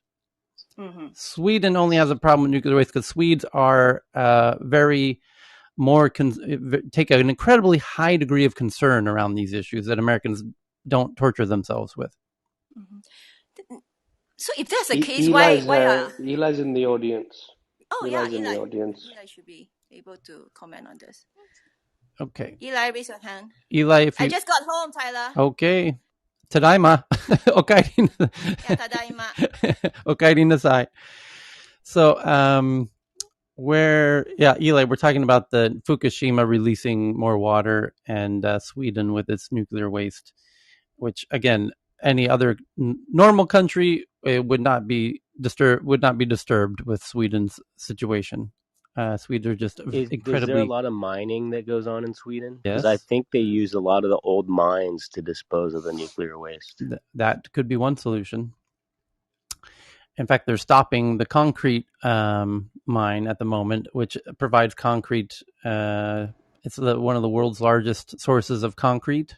So it will stop basically all building of concrete in Northern Europe and Germany, now that Sweden has stopped this concrete mine. And it will stop it immediately. So all the buildings that are planned for the next 10 years now have to stop. Something along those lines. So yeah, Sweden is being very, very deeply thoughtful in ways that Americans can't ever imagine being and never will be. So that's why Sweden says they have a problem with considering how to deal with this. To an American, it's pretty simple. You know that area 5,000 miles away that no one has ever been to and no one will ever go to? Yeah, put it there. Swedes aren't. That's not a suitable solution. So anyway, the next one is from Yahoo News from Poppy that Afghanistan is a preview of future migration crisis. Oh my gosh, why didn't anyone tell me this? The 82.4 million people worldwide had been forcibly displaced from their homes as the end of 2020, more than twice the total in 2019. The Afghanistan situation is just one sign of future that will be shaped by a growing migration crisis. Wow. Why didn't anyone tell me? The Afghanistan situation, hundreds of thousands of people desperate to flee their country with few safe and acceptable places to go, is just one sign of a future that will be shaped by growing migration crisis. Whether because of violence, persecution, climate change, or economic distress, rising numbers of people will leave the only homes they've ever known in search of a safer and better life abroad, even as the politics in destination countries sour on accepting them. Even before their governments collapsed in the face of American withdrawal. prohibiting a mad dash for safety by people who'd worked with the U.S. and feared Taliban prosecution. Afghans were fleeing their country in huge numbers. According to UN data, 1.5 million Afghans fled to Pakistan in 2020, while another 780,000 escaped to neighboring Iran. That's just one part of the growing migration crisis around the world. On the U.S. southern borders, officials say nearly 200,000 encounters with migrants in July, the highest number in nearly 2 decades. Wow, that would be, over 2 million per year from Mexico. Dangerous migrant boat departures from northern Africa to southern Europe have been increasing in recent months, with more than 1,100 people have died crossing the Mediterranean so far this year. 82.4 million people worldwide had been forcibly displaced from their homes as the end of 2020, more than twice the total of 2011. Nearly half of them had been forced to leave their countries of origin, with the rest displaced internally. Those numbers are only likely to grow. According to a study from last year, more than 1 billion people globally could be displaced by 2050 because of climate change and its destabilizing effects. 1 billion. And why are they headed towards Europe? 1 billion in the next 30 years because of climate change. Climate change refugees, 1 billion in the next 30 years. Shouldn't they be headed towards East Asia? If they had that option. Between the growing numbers of migrants and refugees are escaping their homes at the very moment when international politics towards migration have turned sharply negative. According to the UN Refugee Agency, UNHCR, last year, fewer than 35,000 refugees out of 20 million were resettled in a new country, a fraction of 1%. So of the 20 million refugees, only 35,000 were actually resettled into a new country, less than 1%. Greece, which saw nearly 1 million refugees enter its territory after the 2015 Syrian crisis, is erecting a 25-mile-long, heavily surveilled fence along its border with Turkey to stop asylum seekers from Afghanistan, as I told you here in this room last week. In the U.S., the Supreme Court on Tuesday blocked the Biden administration's efforts to roll back President Trump's Remain in Mexico policy for asylum seekers coming through the southern border. The White House itself has expedited deportations and repeatedly urged migrants not to come to the U.S. What's unfolding is one of the megatrends of the 21st century. More people willing and often forced to leave their homes, and a colder welcome in destination countries, including the U.S. A recent Harvard poll found 80% of Americans think undocumented immigrants is a very serious or somewhat serious problem, while 64% think the government should institute stricter border policies to reduce the border flow, which means both parties are going to jump on that because the polls are very clear. If 80% of Americans don't want immigrants, both parties' candidates are going to say, I'm the tougher one on immigration. So European leaders, fearful of another populist backlash, are resistant to taking on Afghan refugees. That's putting it mildly. With EU Foreign Policy Chief Joseph Borrell saying recently that member states want, quote unquote, to ensure no wide-scale migration movement towards Europe. They notably leave out the burqa ban that's being passed right now in Europe. The pandemic led to unprecedented border closures around the world, which choked off both documented and undocumented migration, while possibly setting a template for further restrictions. Exactly. What they're saying, if the principal political and economic binary of the world 20 years ago was left versus right, today it's open versus closed, says Alec Ross, the former U.S. diplomat and author of the forthcoming book, The Raging 2020s. While politics and public opinion are trending in the direction of a closed world, other factors point toward the need for more migration, not less. Low fertility rates mean that aging rich countries will need more people, even as population growth continues in many of the countries that are already generating migrants and asylum seekers. The economic benefits of immigrants, including asylum seekers, are real, and the U.S. will definitely need them if we're going to economically compete with China, writes economist Noah Smith. The bottom line, a more open world may be right one for both altruistic and self-interested reasons, but getting there requires dismantling both physical and political barriers. Read here's my weekly update reminder to read Peter Zeihan's Disunited Nations, because this is all going to get far more worse, far faster than people realize. And it's going to turn back into, instead of a globalistic trading society, a global world, a globalized trading of importing, exporting, that's disappearing in the very near future. And everyone's going to domesticate everything critical internally, do trading with only their nearest neighbors and whoever possible. And this is going to create massive refugees of all kinds. You're going to have the 1 billion climate refugees. You're going to have another billion economic refugees in the next 30 years. And they will have nowhere to go, because the whole point is countries are going to be closed. Everyone's closing. That's the new game. Everyone's taking their balls and running home and closing their borders, trying to secure their water, their food, and their energy. That's what's happening, if you're paying attention.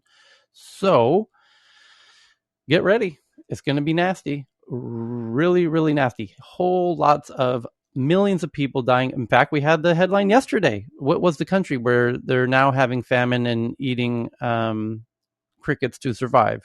Somebody might remember when we read the headline yesterday. So it's going to get really crazy. People? This is why you just have hope that some of these energy solutions really come through. Correct. In the end. Amen to that. And be very conscious of where you are, and wherever you happen to be geographically has sufficient water and energy and food. And if it doesn't, get the fuck out. It's food and water are the two most important things, right, Tyler? And energy. Fresh air. Sure. Yes, fresh air, of course, is a. Go ahead, Cheryl. A lot of people import energy. Make sure you're not in a place that's heavily dependent on importing energy. What were you saying, Cheryl? I just DM you an article from Nature. Scientists plan to release 1 million tons of wastewater from Fukushima, and actually, describe why is it okay. Mm-hmm. If you are interested. Okay. Thank you for that one. Messi, Tyler, yes? But I think, if one thing that we all learned as a society because of COVID is that it doesn't really matter how people try to close their borders. And so to me, it's like, can we find as a global citizen, find a solution so that we all can coexist? Messi, I'm going to make I'm with you, Messi. Otherwise, when a human being is deprived of Yeah, your mic cut out.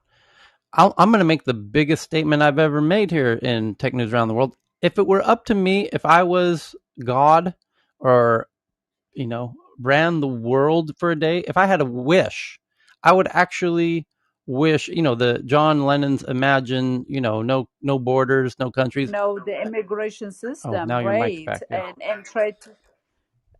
You disappeared for a minute. Maybe my network was, but anyway, yeah, that's what Canada was trying to do. They try to loosen up their immigration, especially the point system, where they try to get skilled workers who can come in immediately and work and start paying pensions for the older, retiring baby boomers. I know what Canada did. Canada needs to do that.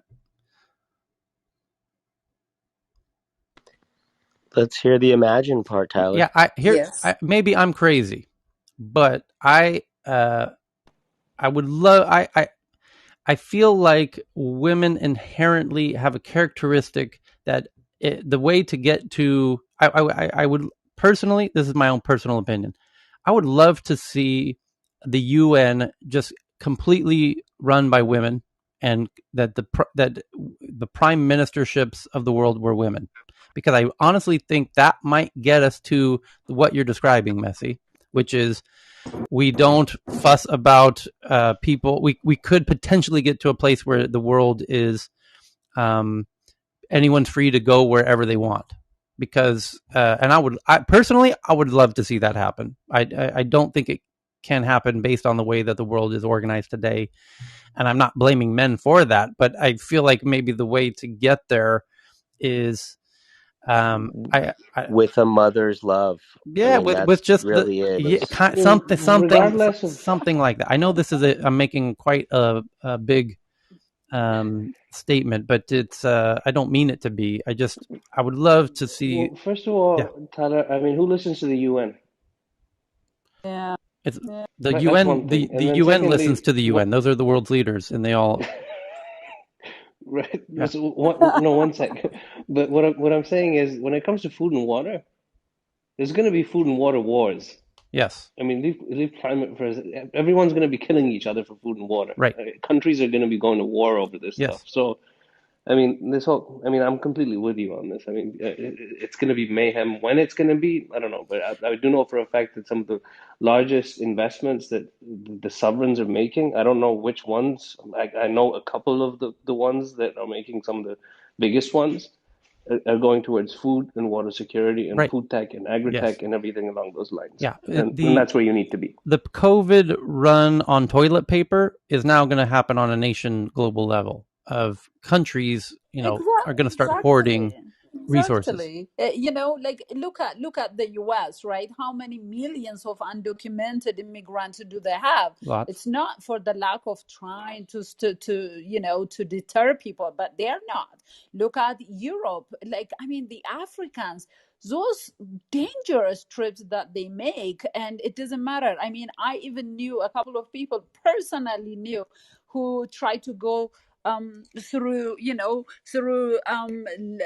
Lebanon and through even maybe what is it the none like Sudan and the other one, the Arab countries. Oh my God, it skipped in my mind. But anyway, all those countries that don't even provide any kind of necessities, they go through all that and they don't even get a resettlement, but they keep on going year after year. Even their friends like sank boats, and like I said, a couple of people I personally knew and hired to do some work here in Ethiopia, they went through Libya and the boat sank and died, but the other people still go. So human beings, as soon as you feel like your basic necessity is not met, you will find a way to go and cause chaos in other places that are trying to close the border. So Quick thought, quick thought experiment of forget how much the U.S. spends on military or just militaries of the planet.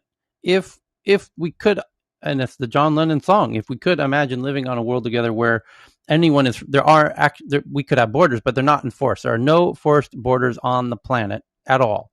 Anyone's free to move and live anywhere and work anywhere they want. What kind of world would that look like in terms of populations around the planet? And but just the savings on militaries alone would be quite remarkable. That's a lot of money that's spent in defense that could be just spent in just other. Imagine where humanity would be. I'm just trying. It's hard to imagine, but anyway, that money and part of it is guys like Eli in the crowd. I think he's asleep, but the dude's working on a machine that's going to make food for the world and produce energy. This is the future we're living in right now. Well, that is apparently the only way out of this bit of a trap that we're in, because if we do get fusion to happen, that's abundant energy, and that unlocks abundant water and abundant food. So we can't and there's headlines in the last week that that multiple labs are making progress, including the Livermore lab, and Eli's now got his hand up. So let's pray to God that the fusion happens, because with abundant, energy, you can do desal at scale, and you can do with water. So if you unlock the energy problem through fusion, that allows you to have a basically unlimited water through desal, and unlimited water allows a lot of food. It unlocks a lot of the food issue.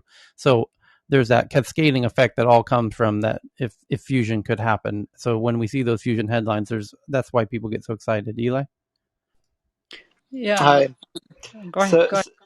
So yeah, you're on target with fusion potentially coming to the rescue in some respects, but there's still the physical technology of removing CO2 from the atmosphere as quickly as possible.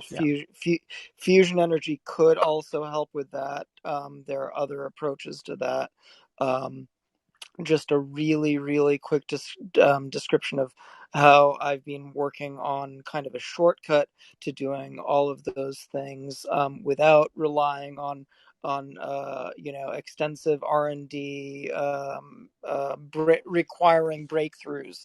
That is to harness the most efficient organisms that nature has come up with that convert sunlight and carbon dioxide into biomass, which can then be converted into useful materials, harnessing microalgae, phytoplankton, cyanobacteria, growing them in closed photobioreactors so that they only exchange carbon dioxide or carbonates and oxygen and protons with the ocean. And then converting the biomass into the materials that the systems that do all of this are made out of. And the systems can include a programmable advanced manufacturing capability that processes the biomass into those systems. So you get a basically self-replicating capital equipment. And then this largely relies on things that have been around since in conventional practice since the 70s. And it's just the challenge is integration. So there aren't huge unknowns involved. And once you're at the scale to capture and convert carbon dioxide at, say, the 100 gigaton per year scale, just a small percentage of that is enough biomass to feed everybody. And similarly, because this utilizes a lot of sunlight, a small fraction of that also is enough for desal, for water for everybody. Okay, yeah, true that. Okay, we're going to pause there. We just went over 12 minutes. We're going to meet again in just less than 5 hours. I hope you can join us, and a huge thank you to everybody for joining us again today. Have a wonderful Thursday.